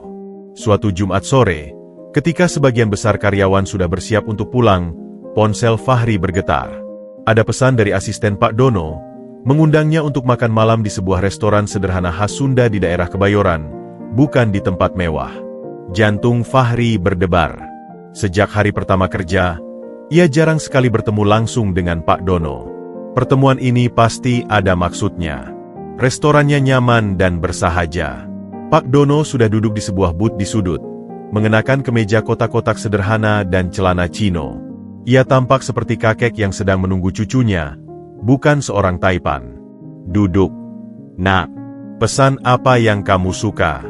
Di sini pepes ikannya enak," sapa Pak Dono dengan hangat, menghilangkan kegugupan Fahri. Setelah memesan dan berbincang santai tentang keluarga dan pekerjaan, Pak Dono masuk ke inti percakapan. "Arif bilang, kamu punya sedikit gesekan dengan Rendra." "Tetap baik." Tapi di dalam hatinya, alarm berbunyi keras. Ini persis seperti godaan yang ditawarkan kakek Dono, palsu dulu. Jalan pintas yang tampak menguntungkan, tetapi penuh dengan kompromi yang kotor. Ia teringat teguhnya, ia menolak tawaran kerja gelap itu. Prinsipnya sama, kejujuran dan tanggung jawab. "Terima kasih atas tawarannya, Pak Rendra," ucap Fahri perlahan, memilih kata-katanya dengan hati-hati. "Tapi saya rasa lebih baik kita laporkan kesalahan ini dengan benar sesuai prosedur. Saya siap menerima konsekuensi atas kelalaian saya dalam tidak double-check stok. Dan bagian penjualan yang menerbitkan dusalah juga harus diberitahu agar tidak terulang. Biar kita perbaiki sistemnya, bukan menutupinya." Rendra terkejut. Matanya membelalak sedikit. Ia jelas tidak menyangka Fahri akan menolak tawaran penyelamatan yang ia berikan. Ekspresinya berubah dari sok membantu menjadi dingin. "Baik, kalau itu pilihanmu. Saya akan buatkan laporan insidennya besok pagi. Kamu bisa pulang." Malam itu, Fahri pulang dengan perasaan campur aduk. Ia merasa telah melakukan hal yang benar, tetapi juga ketakutan akan akibatnya. Apakah ia akan dipecat? Diberi surat peringatan? Posisi magangnya sangat rentan. Keesokan paginya, sebelum Rendra sempat membuat laporan, manajer divisi logistik, Pak Wisnu, memanggil Fahri dan Rendra ke ruangannya. Ternyata, petugas gudang yang jujur telah melaporkan ketidaksesuaian itu langsung ke sistem pelaporan internal, yang otomatis memberi notifikasi ke manajer. "Jadi, ada insiden dengan pengiriman ke PT Surya Gemilang," kata Pak Wisnu, seorang pria berusia 40-an dengan wajah tenang. "Saya sudah lihat kronologisnya di sistem. Fahri, kamu input berdasarkan due yang salah dari sales. Rendra, kamu sebagai supervisor baru tindak lanjut setelah laporan dari gudang." Rendra langsung berbicara. "Iya, Pak. Saya sudah tegur Fahri karena tidak cross-check dengan stok. Dan kami sedang berdiskusi untuk solusinya. Tapi saya mendapat catatan dari sistem bahwa Fahri menolak opsi untuk membuat nota koreksi diam-diam dan lebih memilih untuk melaporkan secara prosedural. Benar, Fahri? Tanya Pak Wisnu, menatap Fahri. Fahri tegang. Benar, Pak. Saya rasa kesalahan harus diperbaiki dari akarnya, bukan ditutupi. Pak Wisnu mengangguk perlahan, lalu memandang Rendra. Kebetulan, saya juga sudah konfirmasi ke bagian sales. Mereka mengaku ada human error dalam mencetak do. Mereka akan diperingati. Soal tidak dilakukannya cross-check oleh Fahri, itu adalah poin pembelajaran.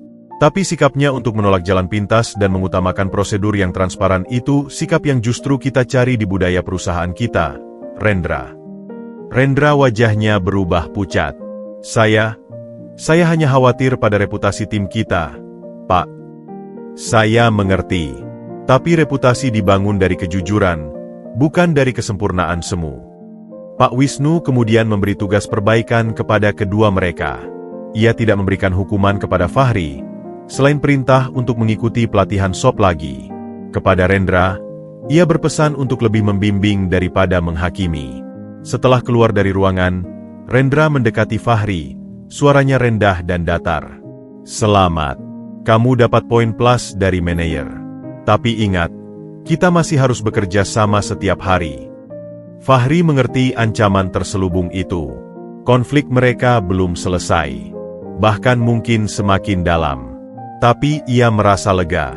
Ia telah memilih jalan yang benar, dan atasan yang bijak telah membenarkannya. Ia juga belajar pelajaran berharga. Di dunia korporat, dokumentasi dan prosedur adalah tameng. Dan kejujuran, meski terkadang tampak merugikan di awal, adalah nilai yang dihargai. Ia kembali ke mejanya, dengan tekad baru. Ia tidak hanya harus membuktikan kemampuannya, tetapi juga harus belajar navigasi politik kantor yang halus dan berbahaya. Pertempuran dengan Rendra mungkin baru babak pertama. Tapi Fahri sekarang tahu, prinsipnya adalah senjata terkuatnya. Dan kali ini, senjata itu telah membuktikan kegunaannya. Beberapa hari setelah insiden dengan Rendra, suasana di ruang divisi logistik terasa lebih tegang. Komunikasi antara Fahri dan Rendra menjadi sangat formal dan dingin, terbatas hanya pada instruksi kerja yang penting. Fahri memilih fokus pada pekerjaannya, berusaha ekstra hati-hati untuk tidak memberi celah kesalahan sekecil apapun. Ia juga mulai membangun hubungan baik dengan rekan-rekan lain, terutama dengan petugas gudang dan driver pengiriman yang sering ia temui saat turun ke lapangan. Di mata mereka, Fahri adalah orang yang rendah hati dan mau turun tangan membantu, tidak seperti beberapa staf kantor yang angkuh. Suatu Jumat sore, ketika sebagian besar karyawan sudah bersiap untuk pulang, ponsel Fahri bergetar. Ada pesan dari asisten Pak Dono, mengundangnya untuk makan malam di sebuah restoran sederhana khas Sunda di daerah Kebayoran, bukan di tempat mewah. Jantung Fahri berdebar. Sejak hari pertama kerja, ia jarang sekali bertemu langsung dengan Pak Dono. Pertemuan ini pasti ada maksudnya. Restorannya nyaman dan bersahaja. Pak Dono sudah duduk di sebuah booth di sudut, mengenakan kemeja kotak-kotak sederhana dan celana chino. Ia tampak seperti kakek yang sedang menunggu cucunya, bukan seorang taipan. Duduk. Nak, pesan apa yang kamu suka? Di sini pepes ikannya enak. Sapa Pak Dono dengan hangat, menghilangkan kegugupan Fahri. Setelah memesan dan berbincang santai tentang keluarga dan pekerjaan, Pak Dono masuk ke inti percakapan. Arif bilang, kamu punya sedikit gesekan dengan Rendra. Fahri mengangguk, sedikit malu. Iya, Kek. Mungkin karena cara saya masuk yang istimewa. Saya mencoba bekerja sebaik mungkin. Itu wajar. Dunia kantor penuh dengan dinamika seperti itu. Tapi jangan biarkan itu mengalihkan fokusmu. Pak Dono menatapnya serius. Saya mengajakmu makan malam ini bukan hanya untuk basa-basi. Saya punya satu misi khusus untukmu. Fahri duduk lebih tegak, penasaran. Misi? Ya, sebuah observasi kecil. Seperti yang kamu tahu, Boa Furnitur punya banyak mitra, mulai dari supplier bahan baku, vendor logistik, hingga toko-toko retail. Saya butuh mata dan telinga di lapangan yang bisa memberikan laporan jujur, tanpa filter dari manajemen menengah yang kadang hanya ingin menyenangkan atasan. Dono menurunkan suaranya. Saya ingin kamu, dalam kapasitasmu sebagai staf magang logistik, melakukan perjalanan inspeksi informal ketiga mitra pengiriman kita di daerah Tangerang dan Cikarang minggu depan. Fahri terkejut. Saya? Kek?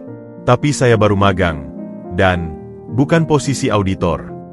Justru karena kamu baru, dan karena latar belakangmu yang dari luar, kamu punya perspektif yang segar. Kamu juga punya pengalaman di lapangan, tahu bagaimana rasanya bekerja keras. Kamu akan bisa melihat hal-hal yang mungkin dilewatkan oleh auditor resmi yang datang dengan pengawalan. Pak Dono menjelaskan bahwa laporan resmi dari mitra-mitra itu selalu bagus, tetapi ada rumor tentang penundaan terselubung, penanganan barang yang kasar, atau bahkan kemungkinan markup biaya. Tugasmu sederhana. Katakan kamu sedang melakukan pengenalan proses logistik. Amati bagaimana mereka menangani barang kita. Dengarkan keluhan sopir atau pekerja gudang mereka. Catat dengan rinci. Dan yang paling penting, jangan bilang siapa-siapa tentang misi khusus ini, termasuk atasan langsungmu. Fahri merasa dipercaya dengan tanggung jawab yang besar. Ini juga kesempatan untuk membuktikan diri langsung kepada Pak Dono. Saya siap, Kek. Saya akan lakukan yang terbaik. Bagus.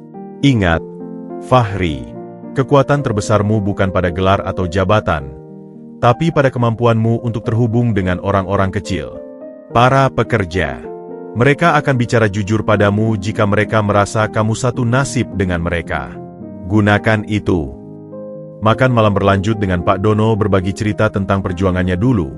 Bagaimana ia mulai dari mengangkut kayu dengan gerobak, tertipu oleh mitra, bangkrut, dan bangkit lagi. Setiap cerita penuh dengan pelajaran tentang ketekunan, kejujuran, dan kepemimpinan sejati. Memimpin itu bukan tentang memerintah, tapi tentang melayani dan menginspirasi. Suatu hari nanti, kau akan paham. Minggu berikutnya, dengan surat tugas resmi dari divisi untuk Field Observation, Fahri memulai perjalanannya. Lokasi pertama adalah sebuah gudang pihak ketiga di Tangerang yang menangani penyimpanan dan pengiriman furnitur ke wilayah Banten. Sesampai di sana, ia disambut oleh manajer gudang yang ramah namun terlihat tegang. Ia diberikan tur singkat di area yang sudah dipersiapkan, bersih dan rapi. Tapi Fahri tidak puas.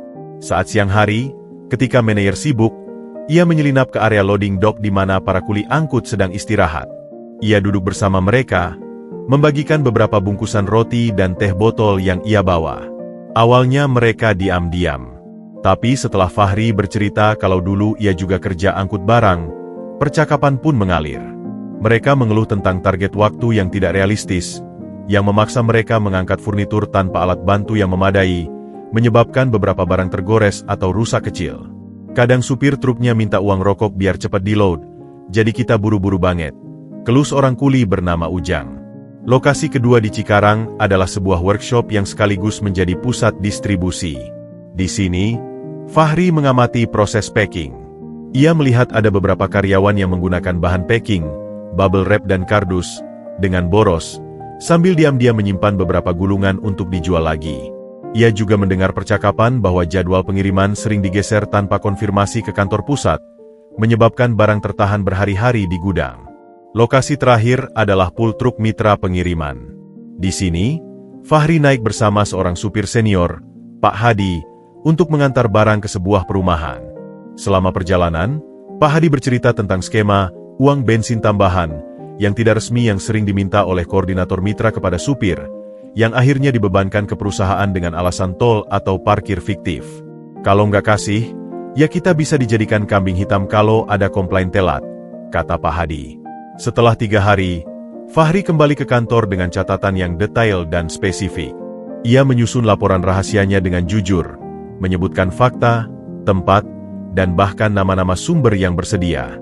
Ia juga menyertakan saran perbaikan sederhana, seperti inspeksi mendadak, sistem reward untuk laporan penyimpangan dari karyawan mitra, dan pelatihan standar operasi yang wajib untuk semua mitra. Ia menyerahkan laporan itu langsung ke Pak Dono melalui Arif. 2 hari kemudian, sebuah rapat darurat diadakan oleh manajemen senior. Beberapa mitra yang disebutkan dalam laporan Fahri dipanggil, untuk mempertanggungjawabkan tindakan mereka. Beberapa kontrak diperbarui dengan klausul yang lebih ketat. Satu mitra bahkan dihentikan kerjasamanya karena penyelewengan yang sistematis. Fahri tidak disebutkan namanya dalam rapat untuk melindunginya. Tapi kabar tentang inspeksi rahasia yang dilakukan orang baru Pak Dono berhembus samar-samar. Rendra, yang mendengarnya, menjadi semakin geram. Ia merasa dilewati dan tidak dianggap. Di sisi lain, Pak Wisnu, sang manajer divisi, memanggil Fahri. Saya tidak tahu apa yang sebenarnya terjadi, tapi beberapa perubahan besar sedang terjadi di sektor mitra. Dan ada bisik-bisik bahwa kamu terlibat. Apapun itu, kerjakan dengan hati-hati. Kamu sekarang punya musuh yang tidak terlihat, dan juga perhatian yang sangat besar dari atas. Fahri mengerti. Misi dari Pak Dono telah memberinya pengalaman berharga sekaligus menempatkannya dalam posisi yang lebih berisiko. Ia telah belajar bahwa kekuasaan dan kepercayaan datang dengan tanggung jawab dan konsekuensi yang besar. Ia juga belajar bahwa untuk memahami sebuah sistem, seseorang harus turun ke akarnya, ke tempat di mana pekerjaan sesungguhnya dilakukan. Pelajaran dari sang mentor mulai meresap. Menjadi pemimpin berarti memiliki keberanian untuk melihat kebenaran yang tidak selalu indah, dan kemudian mengambil tindakan yang tepat, meski tidak selalu populer. Fahri masih jauh dari posisi pemimpin, tetapi benih pemahaman itu sudah ditanam. Dan benih itu tumbuh di tengah medan yang semakin kompleks, di mana ia harus terus berjalan di atas tali antara loyalitas pada atasan, keharmonisan dengan rekan, dan yang paling penting, kesetiaan pada prinsip kejujuran yang telah membawanya sejauh ini. Beberapa minggu setelah misi rahasianya, atmosfer di sekitar Fahri mulai berubah. Jika sebelumnya cibiran dan sikap dingin Rendra bersifat pasif-agresif, kini ia mulai menunjukkan sinyal yang lebih jelas. Fahri adalah orang yang tidak diinginkan dalam timnya. Pekerjaan Fahri tiba-tiba menjadi sangat teknis dan tersegmentasi. Rendra memberinya tugas-tugas input data yang monoton dan repetitif, sambil mengalihkan proyek-proyek kecil yang melibatkan koordinasi atau analisis ke orang lain. Kamu masih perlu memperkuat fondasi, Fahri. Kerjakan yang dasar-dasar dulu. Begitu selalu alasan Rendra. Fahri juga kerap terlupa diundang dalam rapat-rapat tim penting, sehingga ia seringkali tidak mendapatkan konteks lengkap tentang pekerjaannya sendiri.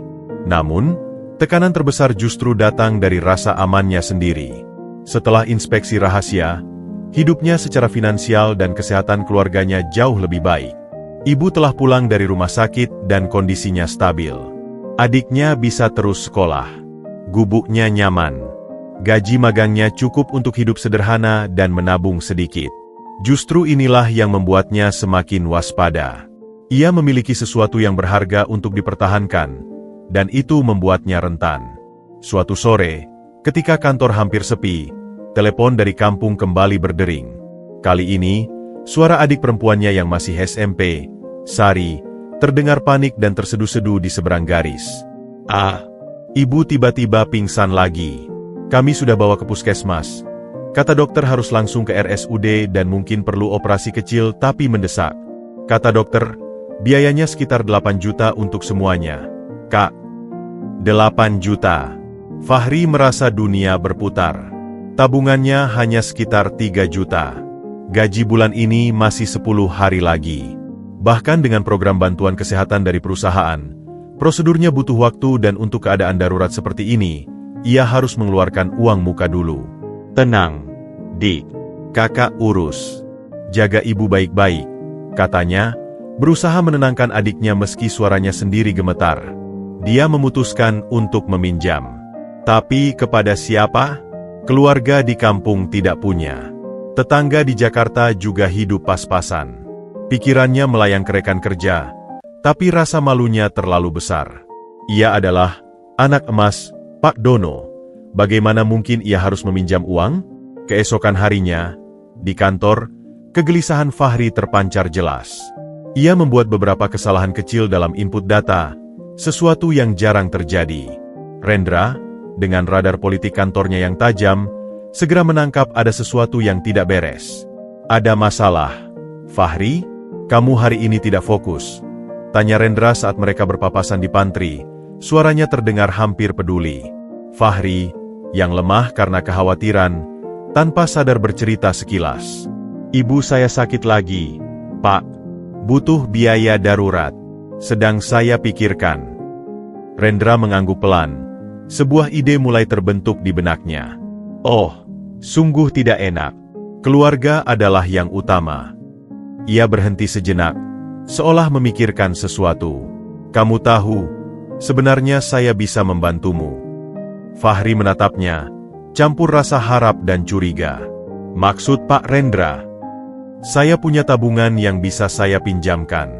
8 juta, kan? Saya bisa cairkan cepat. Tanpa bunga, kok. Anggap saja bantuan antar rekan kerja.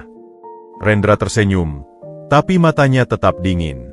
Tapi, ada satu hal kecil yang bisa kamu bantu sebagai balasannya. Fahri merasa jantungnya berdetak kencang. Apa itu? Besok, ada pengiriman besar untuk klien VIP, PT Mandiri Citra Abadi. 1 kontainer penuh furnitur untuk proyek hotel mereka.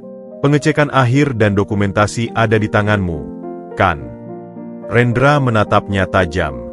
Nah, untuk kontainer nomor BCA 7781, yang berisi barang-barang vintage limited edition kamu hanya perlu melewatkan pengecekan kelengkapan 2 item. Cukup centang di sistem bahwa semuanya lengkap, meskipun di lapangan mungkin ada yang kurang. Itu saja. Fahri membeku. Tapi, itu artinya saya menandatangani dokumen palsu. Jika klien komplain. Klien itu besar, Fahri. Mereka punya stok cadangan. Kalaupun ada yang kurang, mereka akan menganggapnya sebagai kesalahan packing di gudang kita, bukan di dokumenmu. Dan kita akan kirim penggantinya minggu depan. Tidak ada yang akan tahu. Yang penting pengiriman tidak tertunda, karena penalti keterlambatan untuk klien ini sangat besar. Rendra mendekat, suaranya berbisik. 8 juta, Fahri. Tunai. Besok pagi uangnya bisa langsung kamu kirim ke kampung. Ibu kamu bisa segera dioperasi. Ini win-win solution. Kamu selamatkan ibumu, perusahaan terhindar dari penalti, dan kamu dapat uang tanpa bunga. Godaan itu lebih dahsyat dari sebelumnya. Ini bukan lagi tawaran kerja gelap yang samar, tapi transaksi langsung yang konkret, integritas versus nyawa ibu. 8 juta yang bisa menyelamatkan. Dan resikonya terasa kecil, hanya melewatkan pengecekan 2 item, yang mungkin saja memang ada di dalam kontainer, tapi jika tidak, hanya akan menyebabkan komplain kecil di kemudian hari. Fahri melihat jam dinding. Ibunya mungkin sedang menunggu. Setiap jam berarti penderitaan. Pikirannya bergejolak antara logika dan emosi, antara prinsip dan cinta. Saya perlu berpikir, Pak. Ucapnya dengan suara serak. Pikirkan cepat, Fahri. Besok pagi adalah deadline input dokumen. Dan kondisi ibu kamu tidak bisa menunggu lama, kan? Rendra menepuk bahunya dengan gaya, saya memahami. Lalu pergi, meninggalkan Fahri dalam gelisah yang lebih dalam. Sepanjang malam, Fahri tidak bisa tidur. Ia bolak-balik di atas kasur spring bed pemberian Pak Dono. Di satu sisi, ada wajah ibunya yang menderita. Di sisi lain, ada wajah Pak Dono yang mempercayainya. Ada juga suara ayahnya di memori, jangan sekali-kali menukar kehormatan dengan apapun, free. Kehormatan itu seperti kaca, sekali retak, tidak akan pernah utuh lagi. Tapi apakah kehormatan lebih berharga dari nyawa ibu? Pertanyaan itu menggerogotinya. Pukul 3 pagi, ia mengambil keputusan. Bukan dengan emosi, tapi dengan logika dan prinsip yang ia pegang teguh. Ia akan menolak. Tapi ia tidak akan berdiam diri. Ia akan mencoba cara lain. Pagi harinya, sebelum jam kerja, ia pergi ke kantor Pak Wisnu, manajer divisinya. Dengan jantung berdebar-debar, ia mengetuk pintu. Masuk. Fahri masuk dan menutup pintu. Pak Wisnu, saya minta maaf mengganggu. Saya punya keadaan darurat keluarga dan perlu bantuan. Ia menjelaskan kondisi ibunya dengan jujur, tanpa menyebut tawaran Rendra. Saya butuh advance gaji atau pinjaman darurat dari perusahaan. Pak, apakah itu mungkin? Pak Wisnu mendengarkan dengan serius. Ini keadaan yang sulit, Fahri.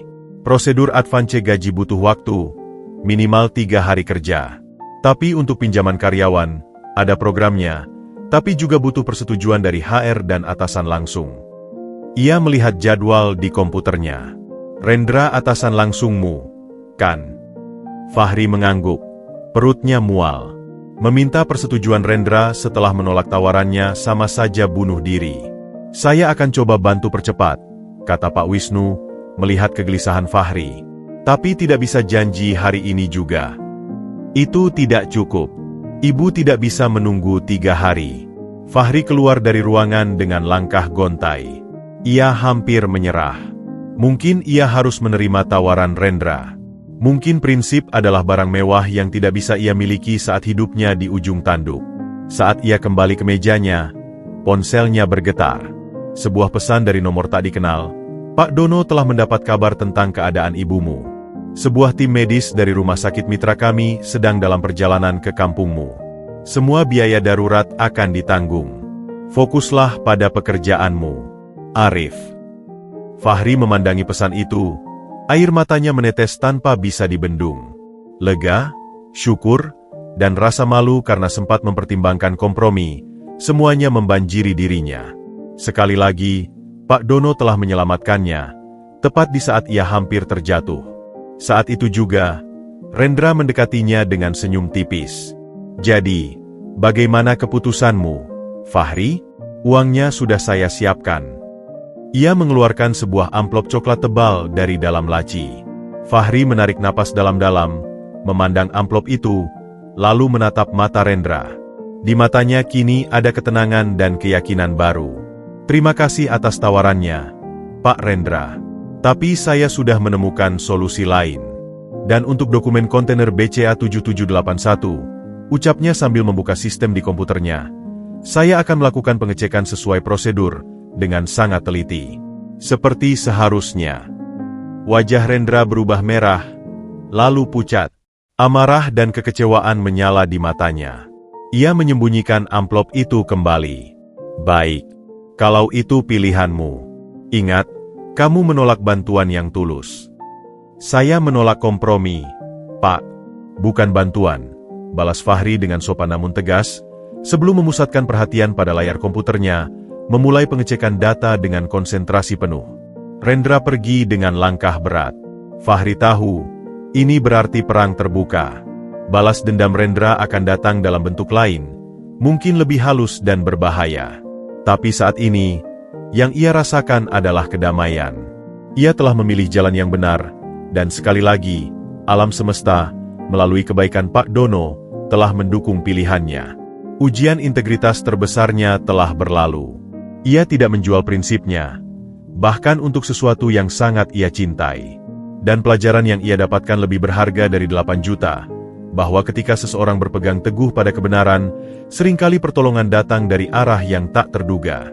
Namun, dia juga sadar, pertempuran dengan Rendra belum usai. Malah, mungkin baru saja memasuki babak yang lebih berbahaya. 6 bulan setelah insiden pinjaman dan penolakan kompromi, suasana di divisi logistik buah furnitur telah mengalami pergeseran halus namun nyata. Fahri bukan lagi magang yang canggung. Kini, ia adalah staf tetap yang diandalkan. Pengetahuannya tentang operasional gudang, sistem logistik, dan jaringan mitra telah berkembang pesat berkat ketekunannya belajar dan pengalaman langsung di lapangan. Namun, hubungannya dengan Rendra tetap membeku seperti es di kutub. Mereka berinteraksi secara profesional, tetapi ketegangan di bawah permukaan tetap terasa. Perubahan mulai muncul ketika proyek besar menghampiri divisi mereka. Migrasi sistem Logitrack versi lama ke platform baru yang lebih terintegrasi dengan AI. Proyek ini dipimpin langsung oleh Pak Wisnu, tetapi tim teknisnya terdiri dari campuran staf IT dan beberapa perwakilan dari logistik, termasuk Rendra sebagai supervisor. Fahri awalnya tidak dilibatkan, sampai suatu hari Pak Wisnu memanggilnya. Fahri, saya dengar dari beberapa rekan di gudang dan dari sopir mitra, kamu punya catatan detail tentang bottleneck dan masalah kecil dalam sistem kita yang sekarang. Masalah-masalah yang sering tidak tercatat di laporan resmi, kata Pak Wisnu. Fahri mengangguk. Selama bulan-bulan ini, ia memang mencatat segala keluhan dan kendala praktis yang ia temui atau dengar, mulai dari proses scanning barcode yang lambat di area gudang tertentu, hingga notifikasi yang tidak sampai ke driver tentang perubahan alamat. Saya ingin kamu bergabung dalam tim migrasi sistem sebagai user representative, dari lapisan operasional terbawah. Suaramu penting untuk memastikan sistem baru nanti benar-benar memecahkan masalah real, bukan hanya yang terlihat dari atas meja. Ini adalah kepercayaan besar. Dan, secara tidak langsung, menempatkan Fahri dalam posisi setara, bahkan dalam hal tertentu lebih strategis, dengan Rendra dalam proyek ini. Rendra jelas tidak senang.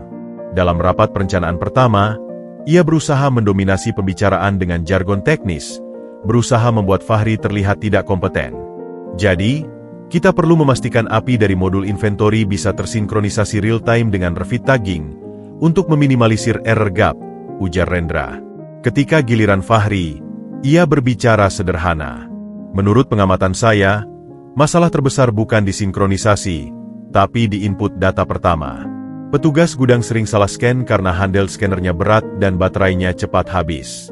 Mereka juga sering terburu-buru karena target loading. Sistem baru harus mempertimbangkan alat yang ergonomis dan proses yang tidak membebani di titik pertama. Para konsultan IT dari pihak ketiga justru mendengarkan Fahri dengan saksama. Poin yang sangat bagus. Teknologi secanggih apapun akan gagal jika usernya mengalami kesulitan di level dasar. Rendra tersenyum kecut.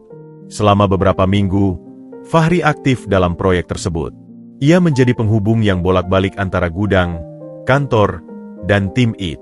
Ia bahkan berani mengusulkan fitur sederhana tapi brilian. Sebuah sistem notifikasi suara dan lampu di gudang untuk menandai barang prioritas, menggantikan daftar kertas yang mudah hilang. Usulannya diterima. Di tengah kesibukan proyek, suatu siang, Pak Dono mengundangnya untuk makan siang di kantin eksekutif yang sederhana. Saya dengar kontribusimu dalam proyek migrasi sangat konkret. Puji Pak Dono sambil menyantap makanannya. Masih belajar, kek. Saya hanya menyampaikan apa yang saya lihat dan dengar. Itulah kepemimpinan sejati, nak. Mendengarkan, bukan sekedar memberi perintah. Pak Dono menatapnya bangga. Proyek ini akan selesai 2 bulan lagi. Setelah itu, saya punya rencana untukmu. Posisi baru. Tapi itu nanti. Sekarang, selesaikan dengan baik. Kabar tentang rencana Pak Dono untuk Fahri bocor entah dari mana. Mungkin dari sekretariat atau dari ekspresi Pak Dono sendiri yang tidak bisa menyembunyikan kebanggaannya. Kabar itu sampai ke telinga Rendra dan menjadi titik didih terakhir baginya. Rendra merasa terancam seperti belum pernah sebelumnya. Ia telah bertahun-tahun membangun karir, dan kini seorang anak magang yang datang dari pinggir rel akan melompati mungkin posisinya. Ia tidak bisa menerima. Beberapa hari sebelum tahap uji coba sistem baru, sebuah insiden terjadi. Data master barang untuk klien-klien premium, termasuk PT Mandiri Citra Abadi, yang sudah dimasukkan ke sistem baru, tiba-tiba rusak. Beberapa kode barang berubah acak, dan spesifikasi teknisnya hilang. Tim IT panik. Kerusakan ini bisa menggagalkan uji coba dan menunda peluncuran sistem berminggu-minggu. Investigasi segera dilakukan. Semua bukti awal mengarah ke Fahri. Log sistem menunjukkan bahwa login milik Fahri digunakan untuk mengakses dan memodifikasi data tersebut di luar jam kerja, malam sebelum kerusakan terdeteksi. Bahkan ada rekaman CCTV singkat yang menunjukkan Fahri masih berada di area kantor pada jam yang dimaksud, meski terlihat hanya lewat di lorong. Rendra, dengan wajah penuh keprihatinan, melaporkan hal ini ke Pak Wisnu dan bahkan menghubungi pihak HR untuk kemungkinan pelanggaran berat. Saya tidak ingin berpikiran buruk, tapi mungkin tekanan proyek besar dan rasa ingin diakui membuatnya mengambil jalan pintas. Mungkin sengaja membuat masalah agar bisa menjadi pahlawan dengan memperbaikinya nanti. Demikian laporan Rendra. Fahri dikejutkan oleh panggilan ke ruang HR. Ia dikonfrontasi dengan bukti-bukti tersebut. Jantungnya berdebar kencang, tetapi anehnya, kali ini ia tidak panik. Ia sudah terlalu sering menghadapi tekanan dan fitnah. Saya tidak melakukan ini, katanya dengan tenang. Login saya mungkin digunakan orang lain. Dan saya berada di kantor malam itu karena meninggalkan jaket. Saya kembali untuk mengambilnya. Itu saja. Tapi bukti kuat mengarah padamu, Fahri, kata staf HR. Bolehkah saya mengusulkan sesuatu? Pinta Fahri. Data yang rusak itu spesifik hanya pada barang-barang klien premium yang proyeknya pernah ditangani Pak Rendra, bukan? Dan modifikasinya dilakukan dengan cara yang sangat teknis, menggunakan kemen tertentu yang saya sendiri tidak tahu caranya. Saya hanya tahu cara input data via interface, tidak tahu cara coding di backend. Ucapan itu menyadarkan Pak Wisnu, yang juga hadir. Ia memerintahkan audit IT yang lebih mendalam. Ternyata, jejak digital sesungguhnya tertutupi dengan cukup baik, tetapi ada satu slip kecil. Perangkat yang digunakan untuk mengakses adalah komputer stasioner di sebuah ruang rapat kecil yang jarang dipakai. Login Fahri memang digunakan, tetapi diakses dari perangkat itu, bukan dari komputer Fahri sendiri. CCTV lanjutan yang diperiksa, yang awalnya tidak dilihat, menunjukkan Rendra masuk ruang rapat itu sekitar 30 menit sebelum waktu akses, dengan membawa sebuah flash disk. Konfrontasi terhadap Rendra tidak bisa dihindari. Di bawah tekanan bukti, akhirnya Rendra mengaku. Ia merasa karirnya terancam oleh Fahri dan proyek sistem baru yang akan semakin mengurangi kekuasaannya sebagai penjaga gerbang informasi. Ia ingin menjatuhkan Fahri dan sekaligus menunda proyek yang membuatnya tidak nyaman. Konsekuensinya berat. Rendra diberhentikan dengan tidak hormat karena menyabotase perusahaan dan mencoba menjatuhkan rekan kerja. Namanya masuk dalam blacklist industri. Setelah badai berlalu, Pak Dono memanggil Fahri ke ruangannya yang luas. "Kamu melewati ujian terakhir dengan tenang dan cerdas," ujar Pak Dono.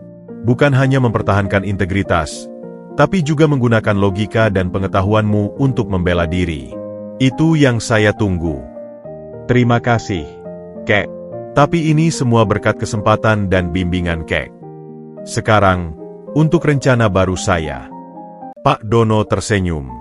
"Proyek sistem baru akan segera live. Saya ingin kamu mengepalai sebuah tim kecil baru, tim optimasi operasional dan umpan balik lapangan.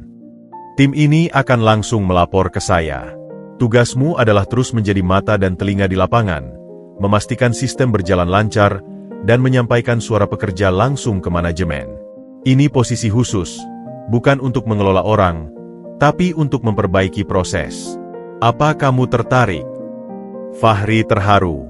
Ini adalah pengakuan sekaligus amanah yang sangat besar. "Saya sangat tertarik, Kek. Saya janji akan bekerja sebaik-baiknya. Pergilah. Dan ingat, Fahri," kata Pak Dono, berjalan mendekati jendela, memandang kota di bawah. "Kekayaan sejati bukanlah apa yang kita kumpulkan, tapi warisan apa yang kita tinggalkan. Warisan karakter, warisan sistem yang baik, dan warisan harapan untuk orang-orang seperti kamu. Sekarang, giliranmu untuk meneruskan itu." Epilog, 1 tahun kemudian. Fahri berdiri di depan gubuknya yang masih sama, meski kini atapnya sudah permanen dan sebuah panel surya kecil terpasang di sampingnya. Di dalam, semua furnitur pemberian Pak Dono masih terawat baik. Di dinding, sebelah foto ibunya, kini tergantung foto ia menerima penghargaan Agent of Change dari perusahaan. Hidupnya telah berubah total. Ibunya sehat, adiknya naik ke SMA. Ia bukan lagi pemuda miskin yang terperangkap di pinggir rel. Ia sekarang adalah seorang profesional dengan masa depan cerah, dipercaya oleh sang pemilik perusahaan. Namun, di setiap akhir pekan, ia masih menyempatkan diri turun ke pasar atau berkunjung ke pemukiman sederhana, berbincang dengan pedagang kecil, tukang angkut, atau anak-anak yang berjuang seperti dulu dirinya. Kadang, dengan diam-diam, ia menolong seperti yang pernah dialaminya, bukan dengan furnitur mewah, tapi dengan mendengarkan, memberi peluang magang, atau sekadar membelikan minum seperti yang dulu ia lakukan. Suatu sore, saat ia duduk di teras gubuknya, menikmati senja yang sama seperti dulu, seorang pemuda sekitar 20 tahunan mendekat, wajahnya lesu dan penuh beban. "Maaf, Bang. Saya dengar Bang Fahri yang suka bantu orang. Saya lagi cari kerja, susah banget. Ada yang bisa saya bantu? Saya kuat, mau kerja apa saja." Fahri tersenyum. Ia melihat dirinya yang dulu pada pemuda itu. "Mari, duduk dulu. Ceritakan padaku. Mau minum?" Ia berdiri, berjalan ke dalam untuk mengambil 2 botol air mineral. Lingkaran kebaikan itu telah menyambung. Dan Fahri tahu, perjalanannya bukan tentang sampai di puncak, tapi tentang seberapa banyak tangan yang bisa dipegangnya dalam pendakian, dan seberapa kuat ia menjaga prinsip bahwa dimanapun kakinya berpijak, hati harus tetap di tanah, dekat dengan mereka yang masih berjuang. Ia memandang rel kereta di depannya. Kereta api itu tetap lewat, berderu, menggetarkan bumi. Tapi kini, derunya bukan lagi simbol keputusasaan, melainkan pengingat bahwa kehidupan terus bergerak, dan setiap orang punya kesempatan untuk mengubah arah jalurnya sendiri, asal tetap pada rel kebenaran.